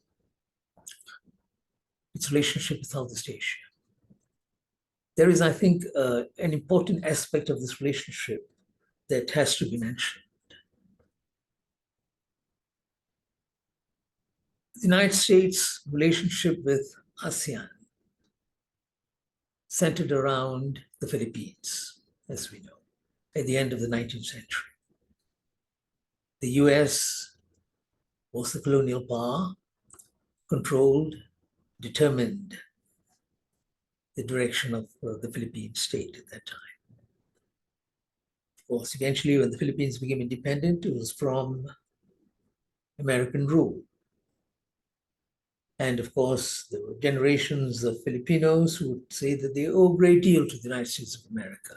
In fact, the Philippines is one of the very few countries in the world that wanted to become part of the United States of America. At least there was a movement in it, in the Philippines for a while, which was a little odd, wondering whether they should become part of the United States of America, which would have been out of the ordinary. But anyway, it did not happen. And that relationship has remained, changed a great deal over the years. After 1986, in particular after the EDSA uprising, the popular uprising that overthrew President Ferdinand Marcos, things have changed and so on. But nonetheless, the Philippines is still the country that is closest to the United States of America. Within ASEAN, the country that's closest to the United States of America. Now, it is interesting to look at this relationship because if you look at another dimension of the relationship between the United States and ASEAN, it has also got something which is a little out of the ordinary. In the case of the Philippines, a colonial relationship, right, which transformed itself. Now, the United States was also involved in Vietnam. Again, if you look at the relationship between Vietnam and the United States replaced a colonial power, France, after the French were defeated in Indochina, in Vietnam, in Dien Bien Phu in 1954. And then here you had the US taking over the mantle of a particular role. And of course, that led to the conflict. It exacerbated the relationship between North and South Vietnam. And of course, we know the rest of it is history. In the end, the US was defeated in Vietnam. So the significance of ASEAN to the United States of America It's also because it is that great region in the world where the US was actually defeated. Its first major defeat after the Second World War was in Vietnam, and it was an ASEAN country. So the United States related to ASEAN right from the beginning from a different wicket from China, as you can see. It was colonial, it was a defeat, and the way in which the relationship changed after that. Of course, Vietnam and the US are friends today, but it is a different sort of history and a different sort of relationship. The US has continued to want to play a major role in this region, partly because of strategic reasons, because of the importance of the South China Sea, the Straits of Malacca, Sunda Straits, and so on, trade, and because of the US's interests in both ASEAN and in other parts of the world. They see this as critical to them, their relationship to ASEAN, because it facilitates the dominant role that they've been able to play. The United States sees ASEAN is important today, and this is the critical factor because of China. In other words, because ASEAN is China's neighbor. ASEAN has acquired a certain significance in American calculations today. Because it is China's neighbor, the US is determined to exert greater and greater influence over ASEAN. Because that's the way of weakening China. That's the way of controlling China. Didn't the United States of America enhance its interests in Eastern Europe in order to weaken the Soviet Union? This is the way the game is played. And likewise, if you look at China today, China does regard Latin America as important, because Latin America is America's neighbor. And she has got very good relations. And I think every time a Latin American country decides to cut ties with Taiwan and establish ties with China instead of Taiwan, that is big news for the Chinese. So that factor has become very prominent in defining the relationship between the United States and ASEAN. The fact that ASEAN is so important to China. Now, given this scenario, earlier we talked about China and ASEAN. Just a while ago, we talked about the United States and ASEAN. What sort of role can ASEAN play in this sort of situation? Let me begin by saying there's something that ASEAN should not do. ASEAN should not get embroiled in this tension-filled, friction-filled relationship between China and the US. Whether she will succeed or not is another matter, but on its own, ASEAN should not get embroiled. Because if ASEAN gets embroiled, it is going to be to the detriment of ASEAN as a whole, the whole of ASEAN. If the 2 or 3 states become very, very close to China, or another 2 or 3 states become very, very close to the US. If they take part in the conflicts, the maneuvers that are happening and will continue to happen in the future, it would be detrimental to ASEAN as an entity. ASEAN is a successful regional entity. Some would argue the most successful in the world today, given what's happened to the European Union in recent years. So let's strengthen ASEAN. That, to my mind, is the great challenge facing us, those of us who live in ASEAN. To strengthen ASEAN internally, strengthen ASEAN in terms of interstate relations within ASEAN, and strengthen ASEAN's position in the world as a whole. ASEAN has got a very important role to play. If ASEAN can show both China and the United States that it can be friends with both, it can even help to perhaps reduce tensions in certain circumstances. If it can be constructive, then I think it would have served a larger purpose, ASEAN. The question is, can ASEAN do this? At the moment, one doesn't see signs that suggest this. ASEAN has adopted a rather passive attitude. They know that there are these tensions. We don't want to get involved, fair enough. But we are not able to convert our position, our geographical and geostrategic situation into something else.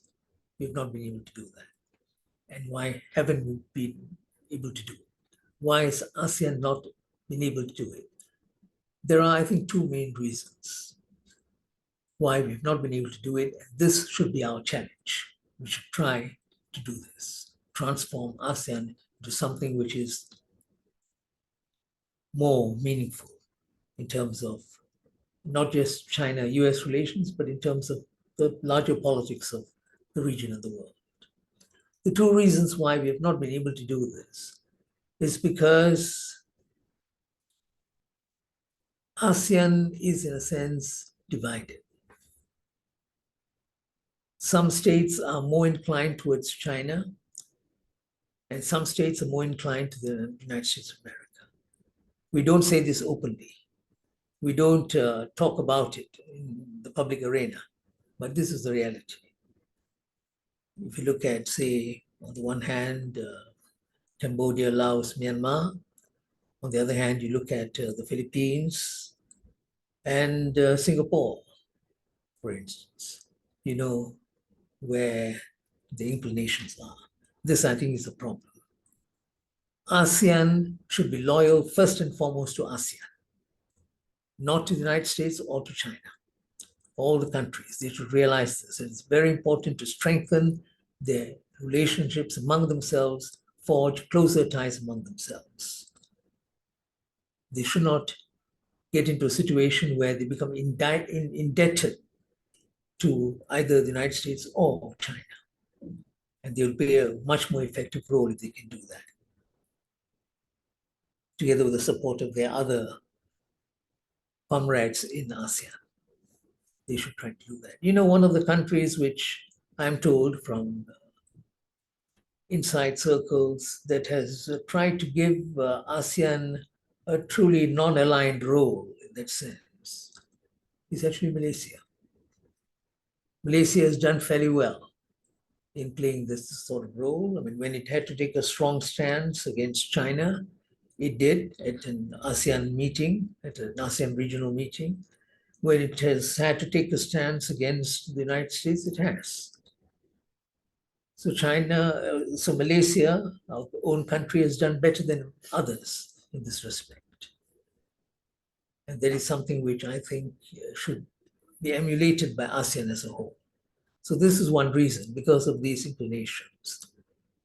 The other reason is for a regional grouping that is still finding its way.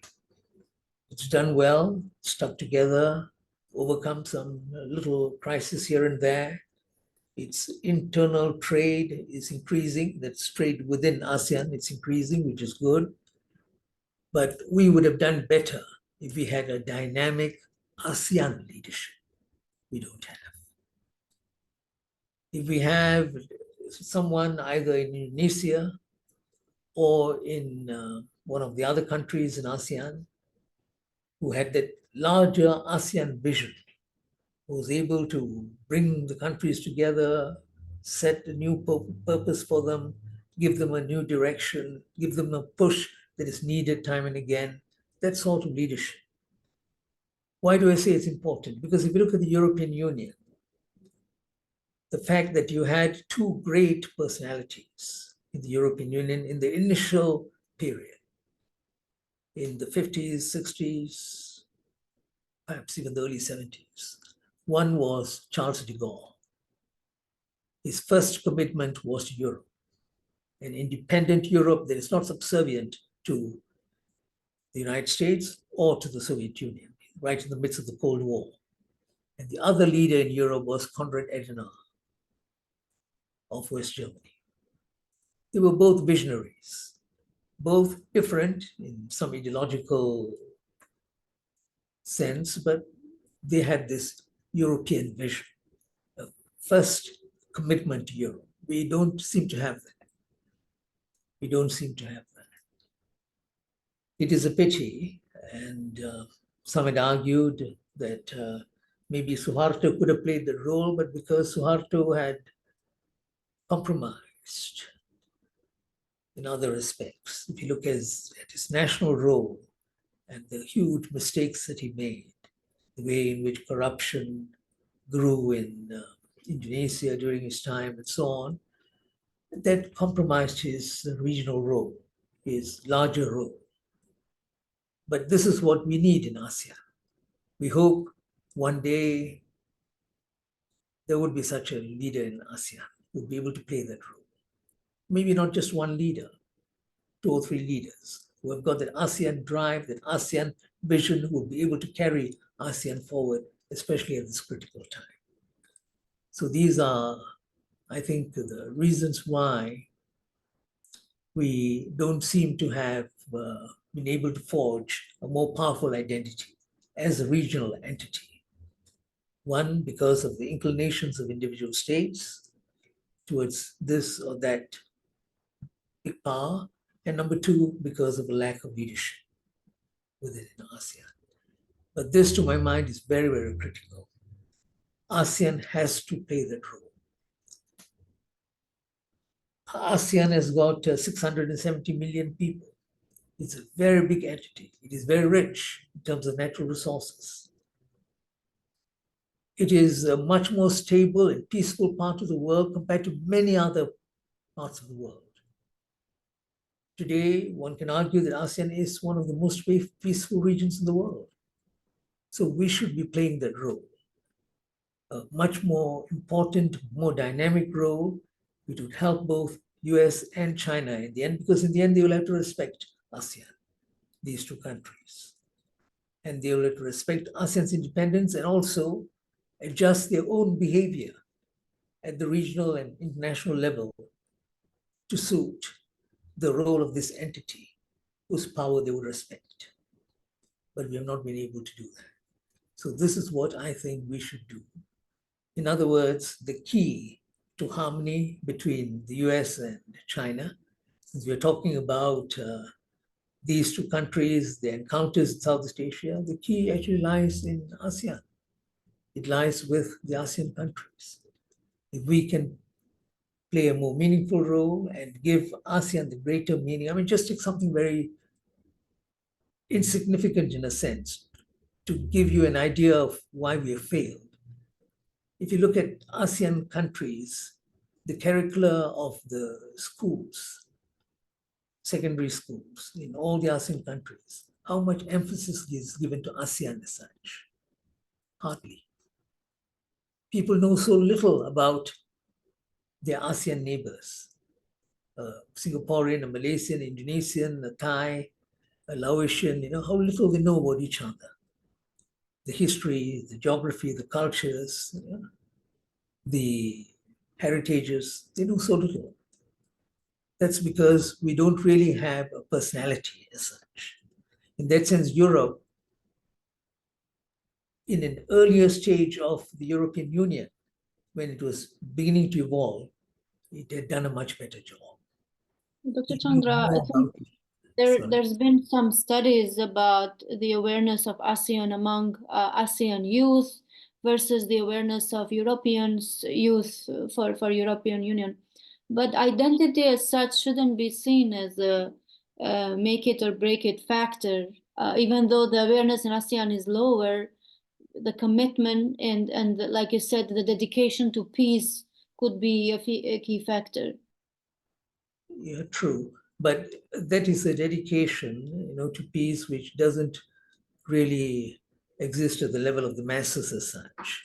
it is governments, and because of situations that we have been able to avoid, a war and all the rest of it. But in terms of people's understanding of peace, ASEAN, of the systems of governance, what we can do, how much potential we have, I think it is still very low in ASEAN. And Yeah, I think, almost non-existent. The empirical data showed that it was very, very low.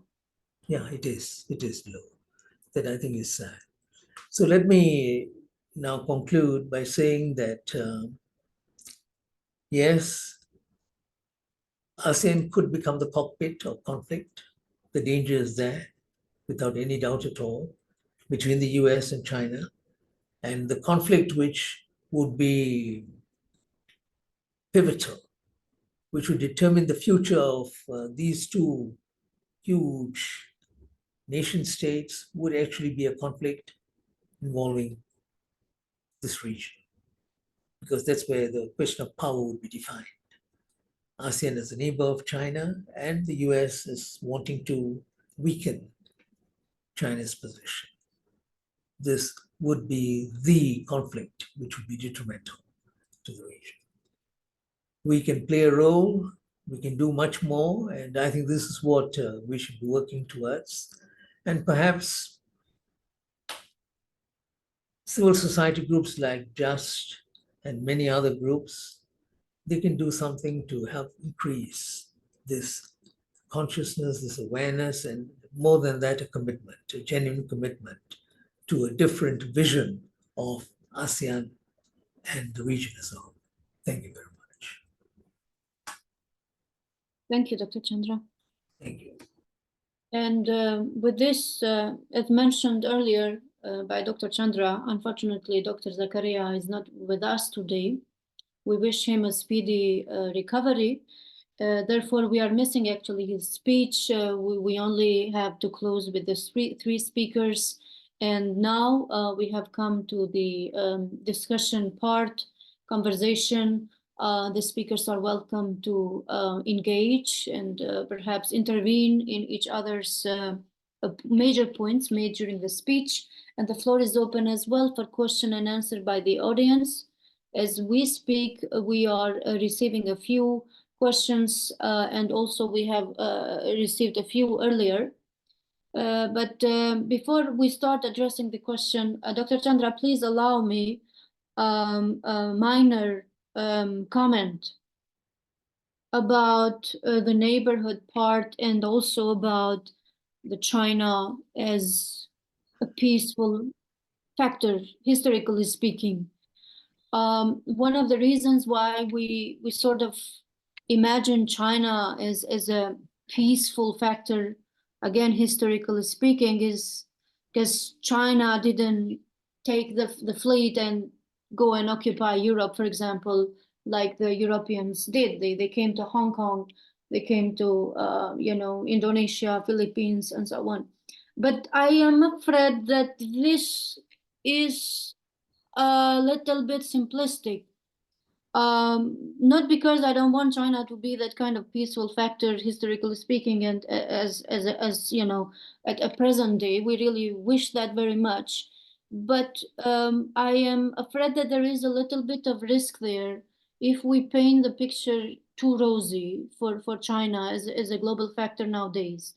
Let's say Belt and Road, it's really a very good initiative. I used to see it like completely in economic terms, and then during our discussions with the Chinese Malaysians in our forums across the years, they were the ones who actually pointed to some of the risks and dangers from the Belt and Road initiatives, not to mention the South China Sea disputes. You have the maritime Silk Road, because nowadays the Belt and Road initiatives is not only crossing through land, it's also having the maritime line. So one of these maritime lines, is basically crossing through South China Sea, and now China is in dispute with 5 members of ASEAN, which is quite a serious matter, given that China is violating United Nations Charter about those 200 nautical miles, if I'm correct. Dr. Aru would correct me if I'm wrong. But the whole idea is that, okay, let's imagine this is like a peaceful developmental initiatives, which we all want it to be. Then why not act as a bully with the neighbors? Why not say we are sharing this developmental perspective? If I'm gonna benefit from this, you are gonna benefit as much according to however your maritime position happens to be. This is just a minor comment. If you could enlighten us, and also historically speaking, China, it's true, didn't take the fleet and cross over the oceans and go and occupy other nations, but China has, I mean, in a way, what we are saying and what we are speaking is slightly tautological, because we are saying China never disturbed its neighbors, which is also true, and we really appreciate that. It didn't, the relationship with Malacca has been excellent. I've been there. I've seen the hybrid culture that developed in the Kingdom of Malacca across the years, and same with the other neighbors. So we appreciate that. So we give credit to China for that. At the same time, in the cases where China actually did disturb the neighbors, like in the case of Tibet, for example, we sort of take it as a fait accompli. It's done. Tibet was under King Qing dynasty for 200 years, but if you go back in time, Tibet was an independent kingdom for maybe thousands of years, and it's a completely distinct identity, culturally speaking, even today, as we know. Like you have a China which is communist ideology, and you have the Tibet which is very much spiritual ideology. So that the Tibet reincarnation of lamas has to go through the bureaucrats, communist Chinese bureaucrats, which it's absurd and doesn't make sense. So the whole idea, what I'm saying is that, isn't it a bit too rosy to paint China as a benign power, right? There is also concerns, even take out the US, for example, completely out of the picture. Or let's say, are the ASEAN members completely at ease with the rise of China and with the way that it is behaving? My quick response to you, Elma, would be, number one, as far as China is concerned, there is a certain history, a track record, which you cannot ignore. And one must first acknowledge that, and you do acknowledge that to some extent. It's not just what the Chinese have said about themselves, what others have said about China in relation to interaction with other countries and so on over the millennia, over a long period of time. You know that China has managed to settle its border disputes with almost every other country, major country, except India. And there are people who argue that if you look at India's record, India has not managed to settle any of its border disputes with its neighbors, which I think says something about the Indian attitude towards its neighbors too. In fact, I would say that India historically has exhibited much more imperialistic tendencies. Its kingdoms, vis-a-vis its neighbors and so on. There are numerous examples to support this. And that has remained a disturbing feature of India and its foreign policy. Even when India was invited for the first time to join an ASEAN meeting, before they developed this idea of ASEAN plus others and so on, the first meeting itself, they tried to take over the meeting. The Malaysian foreign ministry people were very, very upset at the Indian attitude, So I think there are issues of that sort, which we must discuss objectively when we look at the different countries and so on. But China, it has had a certain record, which I think is admirable. But having said that, China's behavior vis-a-vis the South China Sea and the issue of suzerainty is very disturbing. I've written about it a number of times, actually. In fact, I've been very critical of China's attitude on this. There's no reason why China cannot say to the Southeast Asian neighbors, forget the Americans, forget everyone else, just Southeast Asian neighbors, we all have to live together. If our most important claim to the South China Sea is based on this idea that we named that waterway and we named the islands and so on, The therefore, nine delta. we have the right, yes, The we have nine the delta. right. Yeah, that was in the 1930s. So they developed that idea of that particular formula. But even before that, they had this notion that they own the South China Sea, and they own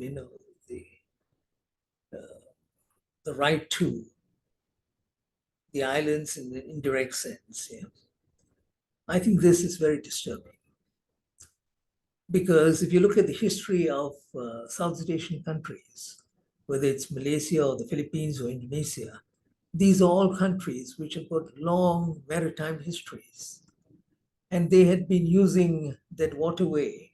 They may not have been able to name them because, they don't have that sort of culture which the Chinese had, that Britain culture, naming things and, all the rest of it. But nonetheless, in terms of their relationship with the South China Sea, their relationship is perhaps even deeper than China's relationship with the South China Sea. And the Chinese have ignored all that. And I think on the issue of the Philippines, the issue where the Philippines took them to the International Arbitration Center on this thing, China behaved in a very unneighborly manner. She rejected the thing outright without even looking at the reasons that were given. That was China's attitude. The argument was, it is ours, we are the prior claimants, and we should be respected for this, which I think is a very weak argument. In fact, if we had more time, I would have said that this is the one issue on which China may get into deep trouble with its neighbors, the South China Sea. It's not just Vietnam, which has got a very clear position on it, but even countries like Malaysia. We are part of the dispute, and others too. And I think the Chinese have not shown the magnanimity and the understanding that is needed as far as that issue is concerned. I've tried to put this across to people that I know in the Chinese academic world and Chinese civil society world, but I find that publicly they will not take a stand.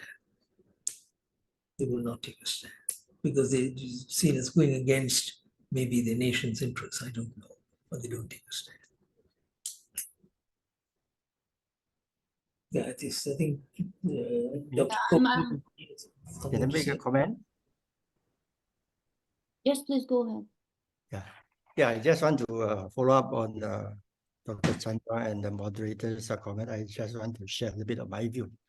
Firstly, I do agree that China and ASEAN countries, you need better understanding. I have engaged in indirectly quite a fair bit with Chinese academics and think tankers. Yes, both sides, not just one side. We are the largest trading partner of each other, but in terms of understanding the stand, the history of each other, you need to further improve. That's one. Second, yes, I do agree that South China Sea is a very important issue. And I also agree that China should consider making strategic concessions to solve the issue.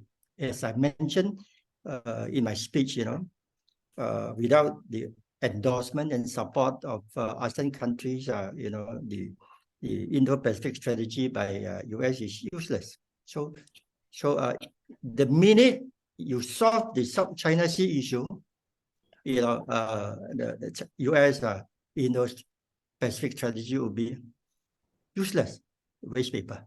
That's very important. However, having said this, now you have to understand that US has allies, treaty allies in ASEAN countries. Philippines, the closest these military bases that US can use is just what, a couple of 100 miles, 200-300 miles from Taiwan. And Taiwan, that is a very important issue to China. That is a red line you can't touch. Then, if there's ever any conflict over the Strait of Taiwan, ASEAN countries just can't avoid. You just can't avoid, reluctantly, whether you like it or not.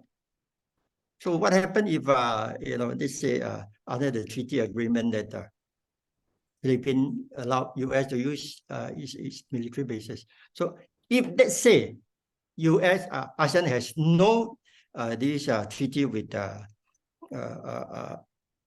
this US, I think it's much easier. As we said, as I mentioned earlier in my speech, actually, China's issue with Philippines, with Malaysia, with Vietnam, and Brunei, they are bilateral issues. However, because of the involvement of US, it becomes an international issue, and US has politicized it, get involved, to serve is a geopolitical interest. I mentioned that in my speech, US interest in ASEAN is transactional. It just want to further its geopolitical interest. It's a country miles, 1,000 miles away. And ASEAN countries are its neighbor. Yeah, of course, there are two parts, the maritime ASEAN and the overland ASEAN. The overland ASEAN, you are neighbors. You just have to live with each other. You can't change that fact. But US, if you like, next day you can pack off and go. It's a fact. So as to the comparison, talking about, Tibet, I think that is unfair. If you want to talk about history 200 years ago, then ASEAN country, you are non-existent, you are not a country. So how can you claim? Actually, this is one of the points that have been raised. So I think we have to be very careful in talking about this. You have to face the reality and solve, these whatever differences we have. And our PM, Dr. Sri Anwar Ibrahim also said that the dispute over South China Sea should not be contentious. It's just part of the relationship with ASEAN countries. You have other more important, economics, culture, and things like that. So I think you have to be very clear-minded about it. And China, Deng Xiaoping did mention that let's put aside, all differences and develop together. How to do it in terms of practical application of that concept? We should think about that. And regarding ASEAN's role in this US-China stress competition, yes, it's good if we can contribute. However, ASEAN countries are very diverse. It is, in fact, ASEAN is more of a geopolitical term. Its members are very heterogeneous in terms of culture, language, religion. It's quite different. That's why they have different preferences. I think the same heterogeneity principle applies to China and India, for example. If you look at China, the heterogeneity is there, the languages, the ethnicities, India. So I don't see, would you comment that the heterogeneity of ASEAN is like a problematic factor? Because I don't see that as... I don't say it's a problematic figure, but it makes consensus a bit more difficult. I'm coming to this. It's more about the leadership that Dr. Chandra mentioned. So it's idealistic, if ASEAN can play a more proactive role. However, because we are small countries, so it's quite different. Actually, there are a lot of criticism on ASEAN, so-called ASEAN centrality. That means you want to be on the driver's side, you want to set your own direction. But so far, even the Myanmar issue, look at that. It's very difficult because, unlike EU, ASEAN Secretariat has no power to enforce whatever it is. It's all by consensus, by voluntary, participation. So it's difficult. So I think, to me, Yeah. Now, this is one point I want to catch up. Malaysia, actually, we are very well positioned to play a role as a bridge because we are the confluence of three great civilizations: Indian, Muslim, China, and we are also a British colony. So we understand the world well. And I want to emphasize that China is a very much misunderstood country in the world. This is why I set up this East-West Bridge. I hope, it can be a platform that we should interact, we should, more. But look at that, look at US. At one time, US even blocked, the interaction of these academics and students. Even of late, these US, send these Chinese students back, even they got a visa. So it's idealistically, yes, we should be more proactive. But I think more realistically, we can play the role as a bridge, bridging US and China. I think that we are well positioned. Other than that, well, if we said you paint a very good picture of China, I think we have to speak with facts, with history, not imagination. The so-called assertiveness, who is not going to be assertive? If you are contributing 30% of global growth, it accounts for 80% of GDP. Of course, when you grow, when you become more powerful, you want your voice to be heard. But the important thing is whether it is reasonable, is it win-win, or is it one-sided? US-dominated global order is my way or highway. You have to follow me. Otherwise, you're out. It's not inclusive. Whereas China emphasized the concept of a community shared future. That's why it emphasized China, ASEAN, we are a community shared future. China emphasized on open and inclusive cooperation, peace. China never said, everything China is right. China emphasized that different civilization, in this world, there are different civilizations. No civilization is more superior than others. Why? But the West say, look, eating with fork and spoon is more hygienic. But I say, look, China has been eating, with these chopsticks for 1,000 years. You can't say, using chopstick is not hygienic. But this is, I'm just, putting it as an analogy. So there's a difference. So I think the best role that we can play is to be the bridge, so that if there's better understanding between, all parties, there'll be lesser conflict. You reduce the tension, and the world will be more peaceful. Absolutely. ASEAN and Asia Pacific and China was able to achieve its economic growth. It's because for the last 40 years, we do not have war. All the wars are fought outside Asia Pacific, in Europe, in Middle East, not in Asia Pacific. So if you get external power to get involved, their interest is to further their geopolitical interest. As I mentioned just now, US interest is they want to be the number one. They want to lead the world. That is their, they have set that strategic goal in 1992, 1 year after the collapse of Soviet Russia. And since that, they have not changed. So China and US confrontation, so to speak, is structural. It's very difficult to change. Superficially, you say, okay, the two presidents have met and they have, yes, it will make things worse. But Soviet, after the presidency meeting with Joe Biden, the next day, US Navy start making, creating trouble, in South China Sea. So it's very difficult, unless, I always jokingly say, unless US can produce a Lincoln in the 21st century that is willing to accept the rise of China and the rise of the rest. Now, there was one article I read, not too long ago. The rise of the rest, this term was coined by Zakaria, now has led to the rebellions of the rest. The rest of, the global South countries constitute about 84% of the total population of the world. They are no longer going to listen to you because they have improved. They are independent. yeah, economy, the BRICS countries are going to, in total, total GDP could exceed the G7. So the geopolitical scenario has changed, but US does not want to change. It wants to lead the world. It wants to be the hegemon. This is a problem. So I think, yes, we can play a role. Definitely. We are very well placed. We know East and West. Let's play that role. Agreed. Dr. Aro, you have a question. Please come forward.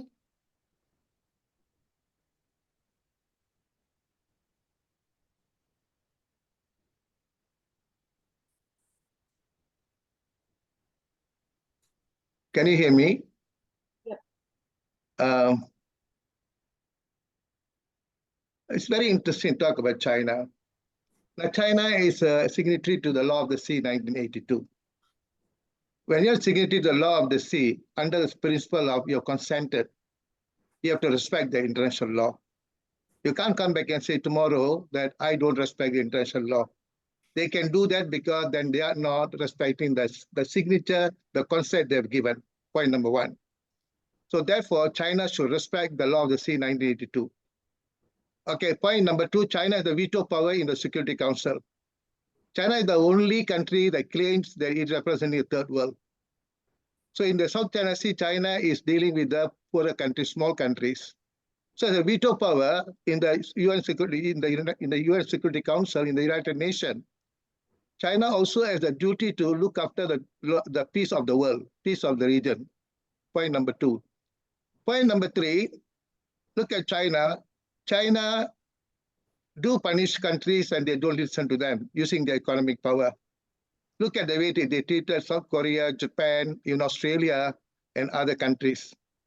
So again, China is a rising power. If power corrupts, we don't know how they behave. On the other hand, when they say historically China is not a colonizer, the answer is yes and no. China did colonize Vietnam for many centuries until Truong sisters kicked them out from China.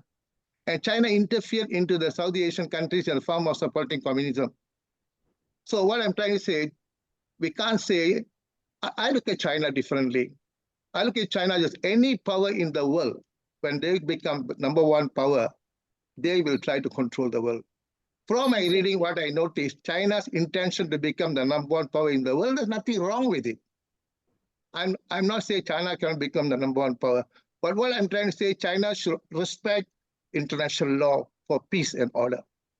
That's point one. So look at all these things. I look at China from Chinese history and Chinese philosophy.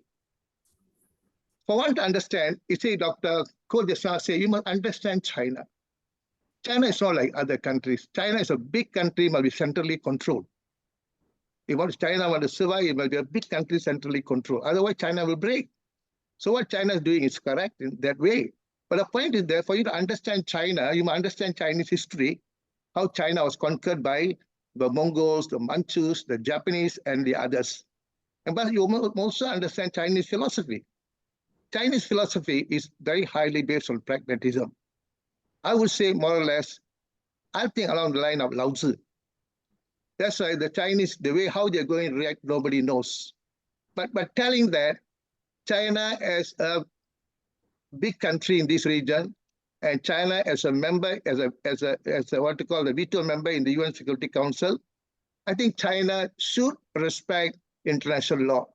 Not only China, any country in this world, they must respect international law, because if there's no law and order, it's chaos. Chaos will lead to wars. We don't want a war in any part of the world between China, and we don't want a war at all, because war is destruction. Everybody suffer. That's why an organization like us, like JUST, we are standing for. And the leaders owe a duty to mankind.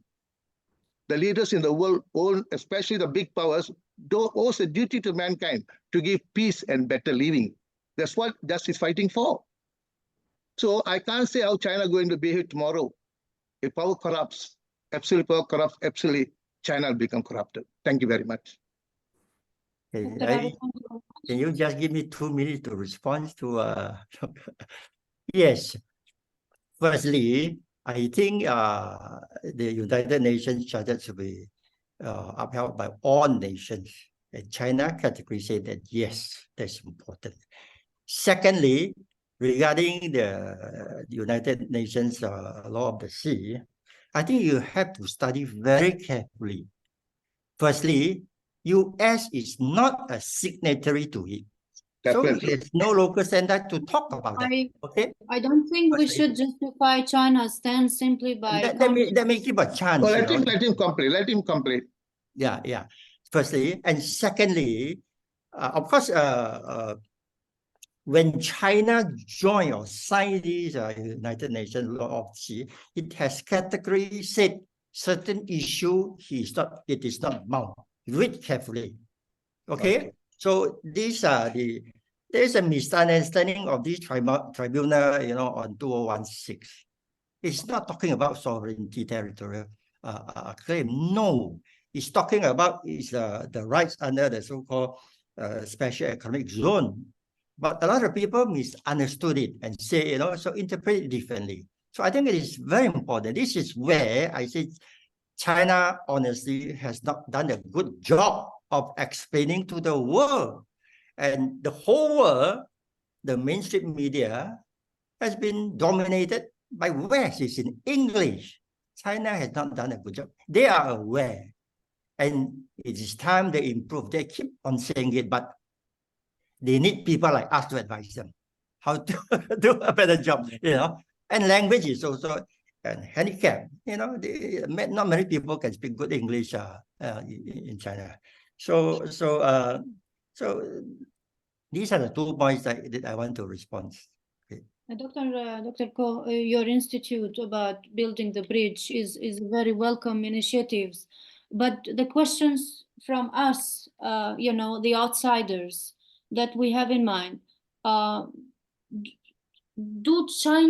does China, not do Chinese, because I'm sure the Chinese people are just like us, like there is no differences, but does China, as the People's Republic of China, does China wants to be known to the world, or are they preferring certain kind of opaque kind of strategy towards the external world?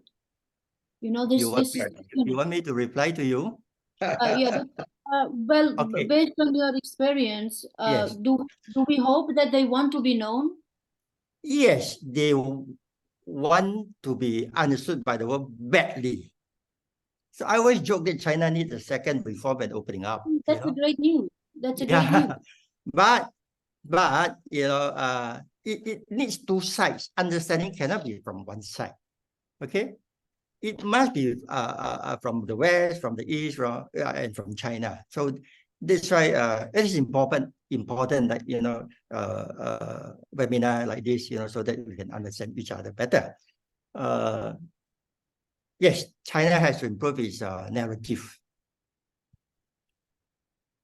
It is not that China does not want to be understood by other people. No, it is not closing up. Well, you can say, okay, internet, you know, this is this great war, you know, prohibiting Chinese from open access to internet.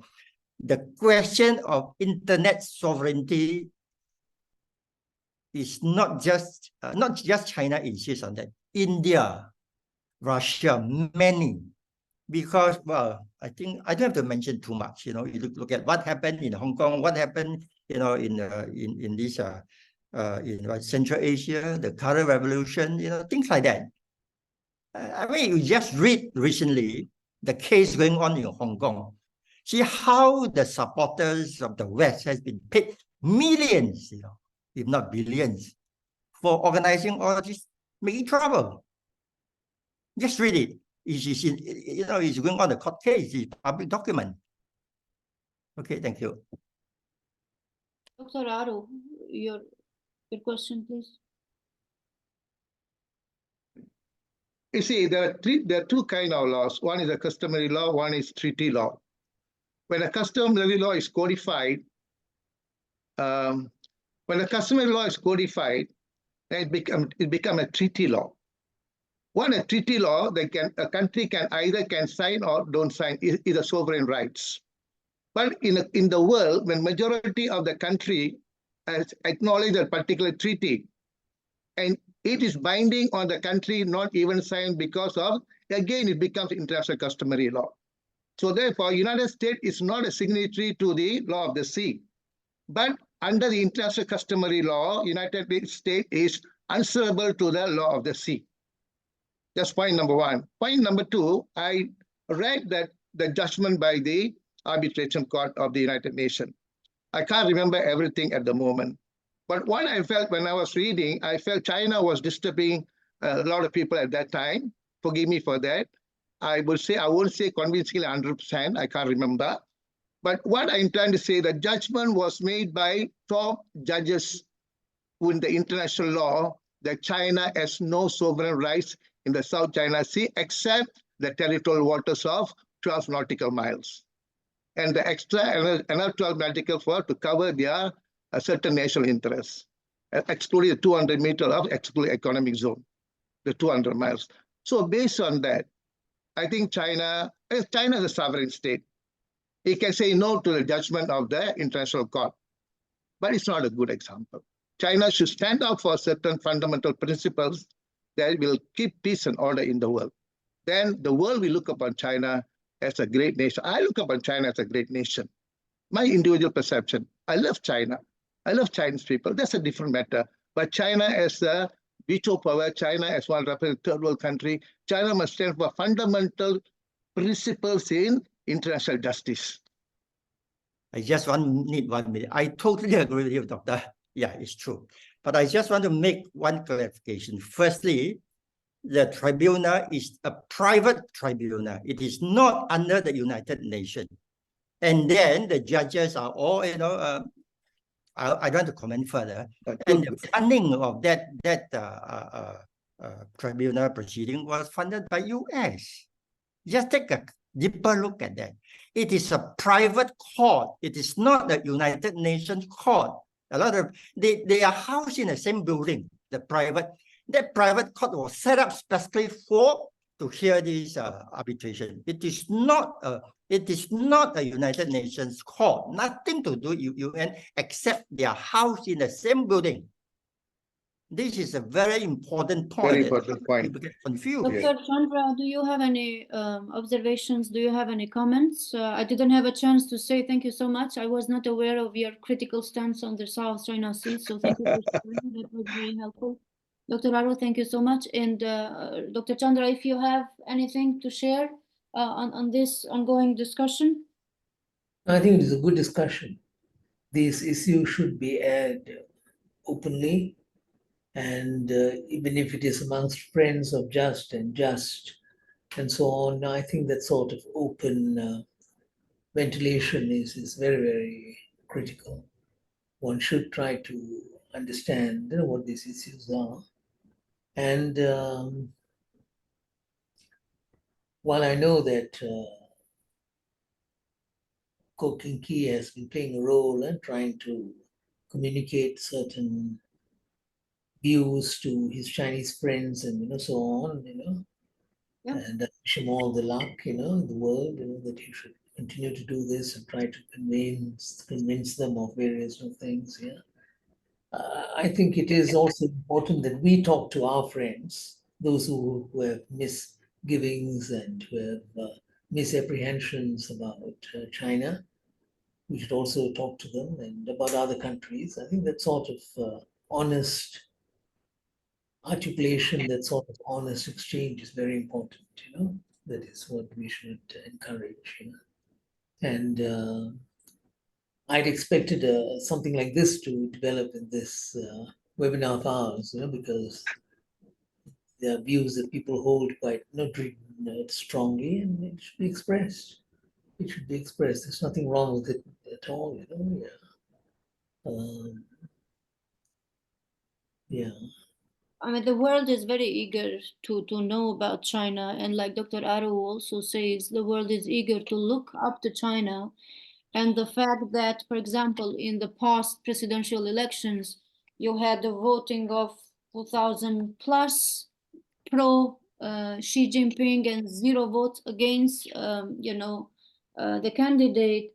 The Chinese people and the Chinese friends should understand that this kind of scenario for us, for the world outside, it is concerning, because not to speak about the complex political matters, but even if you have a room of small children and you ask them, which color do you prefer, red or blue, you will have a mixed bag of answers, because human nature is such that we prefer slightly different things, not to speak about the complex political matters.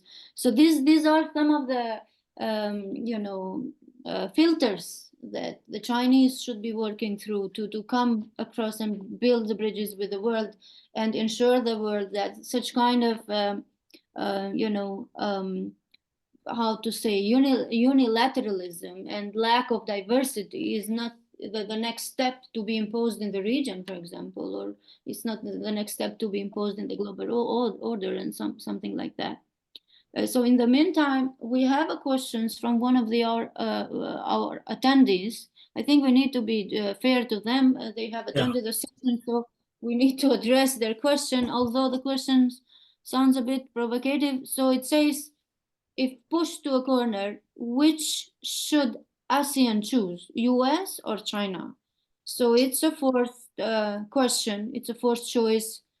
Any of the guest speakers could address this or could comment on this, and perhaps we could elaborate in certain ways, especially in the background of the Taiwan elections, I guess, going on today, which have been framed as a choice between war and peace, or a choice between democracy and autocracy.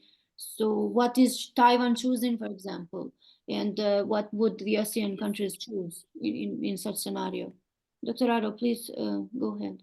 I go along with what Dr. Chandra said. I think we must make our own stance. And our stance should be, we should not support anything that's going to cause war. If we're going to cause war, everybody will suffer. China will suffer, US will suffer, all Asia, everybody will suffer. And why must we take a stand? We are all going to suffer at the end of the day. So as Dr. Chandra said, ASEAN must say, no, we will make our own stance. That will make China and US to think, and the international community. We should not make a choice supporting any particular country. We must make a stance to say this is right, and this is good for humanity, this is good for everybody in the Indo-Pacific, for humanity as a whole. We should not support either China, or we must support what is right. So ASEAN should make a stand, but not make a choice. Dr. King, do you have any comments? You want my comment on this? Please. On this. Yeah, I totally agree. You know, a war between China, a full-on war between China and the US is the end of civilization. Nobody wants that. I think everybody knows. However, I also want to highlight one point that has been repeatedly emphasized by China. The reunification of Taiwan is a red line. It's a mission by the Communist Party of China, non-compromise. It will happen. My own personal prediction is before 2049. Okay. Of course, we can say we don't want to. The question thrown by the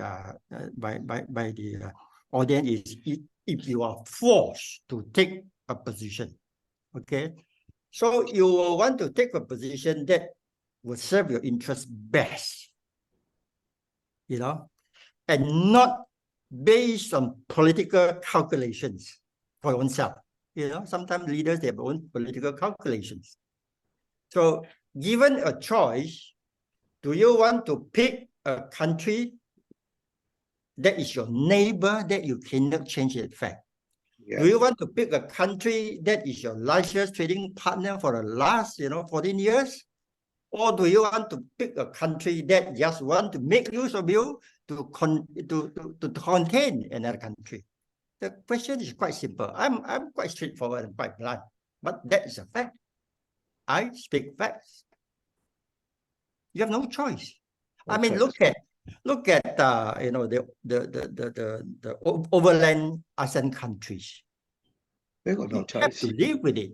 Yeah. You can't be big, making trouble over at the border area every day, right? Simple. And you as if you say, look, I don't want to take side. How do you, handle the situation? For example, Philippines. Will you use your military bases for attack, by US or on China? Yeah. That's a difficult position. Yeah. Well, the best thing is not, okay? I will not use it. But can Philippines resist making such decision? If I don't know, you have to study the treaty in detail. You see? So these are very complicating issues. It's not we can talk here, but when it comes to practical decision that concern the interest, security, the sovereignty of the country, well, that is going to be very, very complex. Sorry to say that. A quick response to Ko King Kee.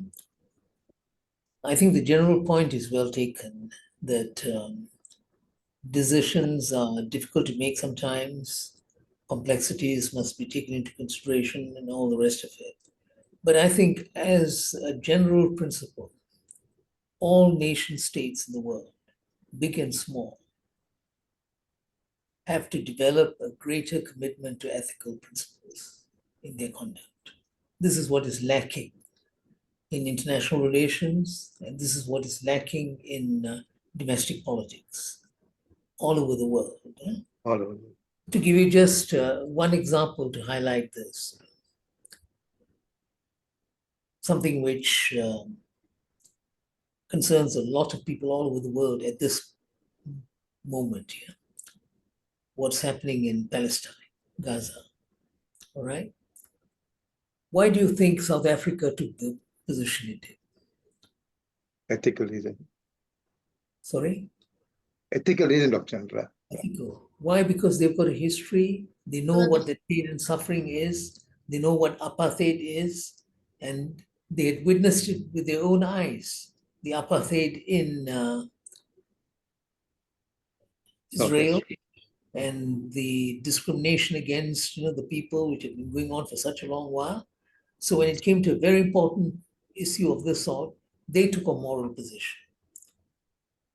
And if I may say this, I don't think China's position has been very moral on the question of what's happening in Palestine. They support in general terms, the rights of the Palestinian people. They've always done that, China, from the days of Mao Zedong. But there was a greater commitment when Mao was in power. But over the years, you find that the Chinese have changed somewhat. What do I mean by it? Because they want science and technology from Israel. They want to strengthen that. Yes, they're very practical, very pragmatic. And that's how they play their game. That's how they play their game, But they need oil from all the countries that supply oil in the world. Most of them are Arab and Muslim countries. So they need that oil because for their development, they know that oil is very important. So they're good to countries like Iran and Saudi Arabia and all the rest of it, And someone asked me actually about China's position on this, and I said, it doesn't surprise me. China plays this game, all the while. Right. It is not motivated by ethics or principles. Yeah, but some small countries you find, on the other hand, are much more ethical because they've got a commitment and they feel that this is what you should do. You should stand up. You think South Africa would not suffer for what she has done? You think it is easy to take on Israel, given how much power Israel has? You can't run away from it. They control so many things in the world. People are not even aware of how powerful they are. But South Africa decided to take the position because of ethical considerations. That something is wrong, it is wrong. It is morally wrong. So they decided to take a position. You see, this is why, I look at many other issues too, where I've seen, the way the Chinese operate. They tend to put their own interests above everything else. That's true, very true. Their own interests, first and last, their own interests. they do not have this larger vision of humanity as a whole and all the rest of it. That's rhetoric. But in real terms, it's always their own interests they'll push for. And when they can, they avoid certain positions because they know it doesn't serve their purpose. That's a pity. That's a pity. So this is why when I'm asked whether I would like to see a world dominated by China, I say no.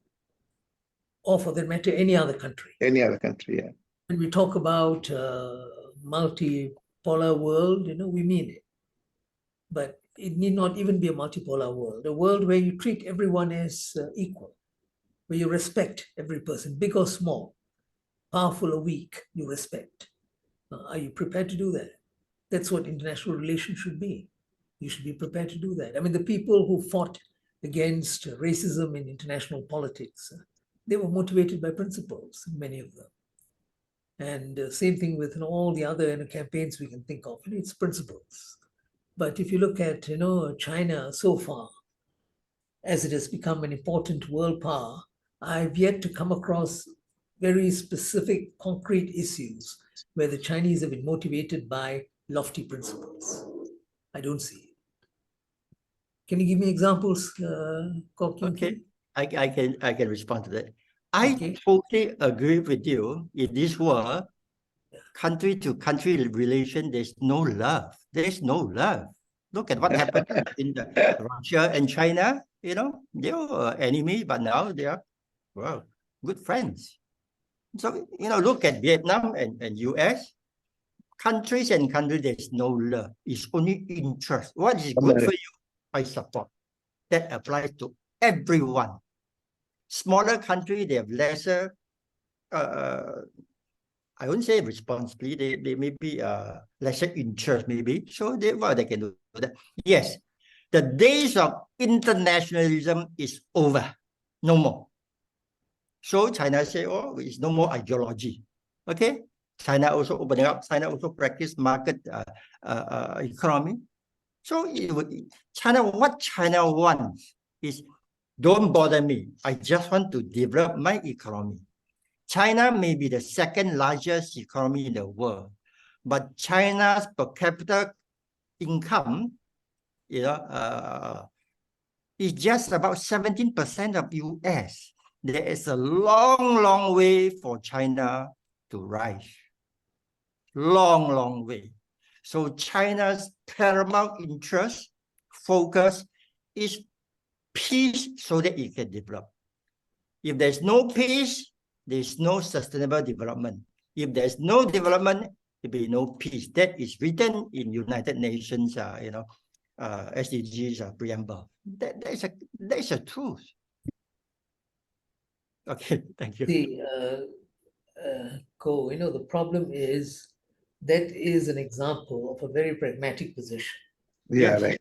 This is my point, Yeah. that the Chinese are all the while, if you look Pragmatic. at the Pragmatic. It's the same. by- China is also as pragmatic. Enough. No, no, It's no, not no. enough. Like Dr. Chandra is saying, being pragmatic today is not enough. We need the Yes. principles. Certain values, certain principles that you stand by. That's why You must Doctor, be willing to that's why stand. I have a lot of respect for you to build a just world. But just world is an ideal. In practice, it's very, very difficult. You have to have the power to do it. And I Yeah. always say that also to my Chinese friend. The world does not want to see a Sino-sized world. That means China dominating. The world want to see a globalized China, a China that embraces the world, not isolating itself. I have been very open about that. No, China doesn't. No, we don't want China to dominate the world and force its value on other people. Just like we don't want US to force its value on others because they dominate the world. The same in principle, yes, but everyone have to work towards that. And I think I'm not trying to be, speak for China. I'm not a Chinese citizen, but I think you stand a better chance of working with China to make this world a fairer world, because China has been poor. China has been bullied. It knows, what how poor when poverty can cause you. See. China was even before the Opium War, China's economy was 1/3, 30% of global GDP, but it become weak because of what?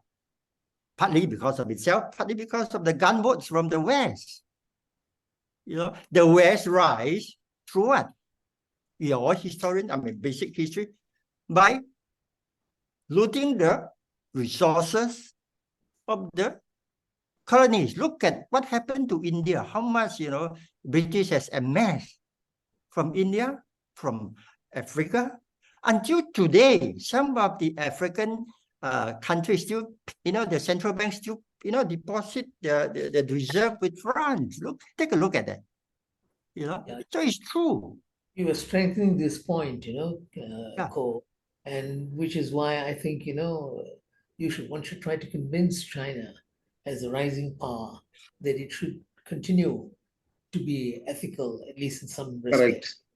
Yeah, Right? I Good am one of the China- very, very blunt, speaker in Chinese forum. I speak my mind. Yeah, I'm not a panda hugger. I just said what I think is right, Mm, and I think China has to, think tanks and all this have to come out and interact more. mm. With outsider, I think it will improve, and I am confident that it will happen. China sometimes make mistakes, serious mistake, but it will rectify and it will take time. Look at what happened to the Cultural Revolution. 10 years. But eventually it realized and changed. So I think, A CPC. great cost Yeah. to the people, though. At a great cost to the people of China. Yeah. I mean, everybody knows, they are shy of saying it openly, but that's a fact. But China has to change it. I always say, look, with this concept of China concept of global governance under this communist strategy, emphasize inclusiveness, open, and diversity of views. You have to be more tolerant of different views. I said that. I don't hide that. China need to be more open, transparent, and be more tolerant of dissenting views. I said it openly many times here, in this international forum. I'm not going to hide that. But this is what we want. However, the priority for Beijing, for Chinese government is to take care of its people, its security, and of course, it will not be able to rule China and CPC if they fail to do that, to protect the Chinese people, its sovereignty, and economically improve the well-being of the people. That's a fact. And Beijing is fully aware of that. That's why Beijing put development on priority. So it come up with Global Development Initiative. It come up with Global Civilization Initiative and Global Security Initiative, which I think, not many people understand. That's a fact. So China has to walk the talk in that sense. I totally agree with you. Thank you. So it's been about 2.5 hours in our program. Dr. Aro, you have any final? Okay, one main point, Elma. Because I we think- need to wrap I up. think there should not be war in the Indo-Pacific, particularly in East Asia. US to do one thing, China must do one thing. There are two hot issues that will trigger a war. One is the Taiwan issue, the other one South China issue. US do everything to make sure that Taiwan goes back to China. It is a legitimate territory of China, should go back to China. We dilute one hot point. If China is respecting international law, China should submit the South China Sea dispute to the International Court of Justice or to the Tribunal for the Law of the Sea. Let international community, international law decide who owns what in the South China Sea. If China not going to prepare to that, every country in South China, in South Asia, will be suspicious of China. China, if you're honest, submit the dispute to international tribunals. not to the private tribunal talked about just now. I had to go back and look at it again because all the while I thought the tribunal was an international body. Just now, when Dr. Ko said it is a private one, I have to look at it again. That's point number one. Point number two, even private, if they follow the international law or not, that's a different point. So that means we must look deeply into that particular decision of that particular tribunal. Two things. US must do everything under the sun to return Taiwan to China. China That take one, Gerardo, I think as far as Taiwan is concerned, we need to also see what the Taiwanese people think. It's not only a question about Americans right. or about Chinese things. I totally agree with I you. think we close with that, and if we have any final comments from Dr. Chandra, if any advice as we are closing this program.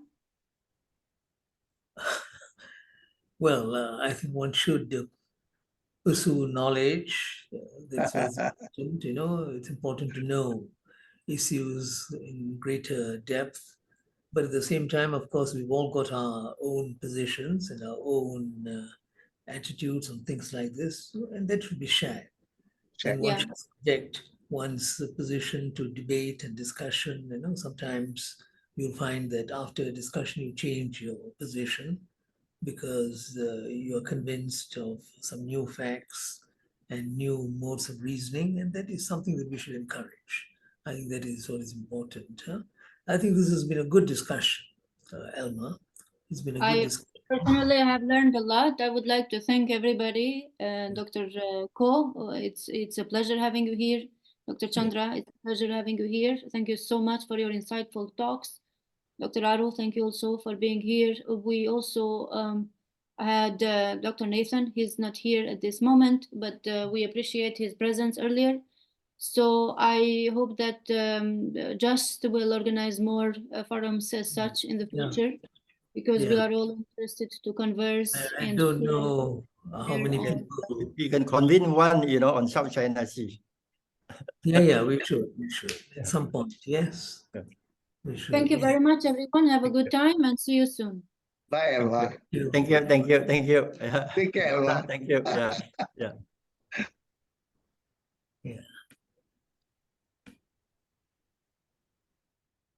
Yeah, everyone just leave the Zoom call, I guess. Thank you everyone for coming for this webinar. If you have any questions, you could direct it to the individual speakers or to us, which will be forward to the speakers themselves. Thank you once again and have a great evening. Okay, bye.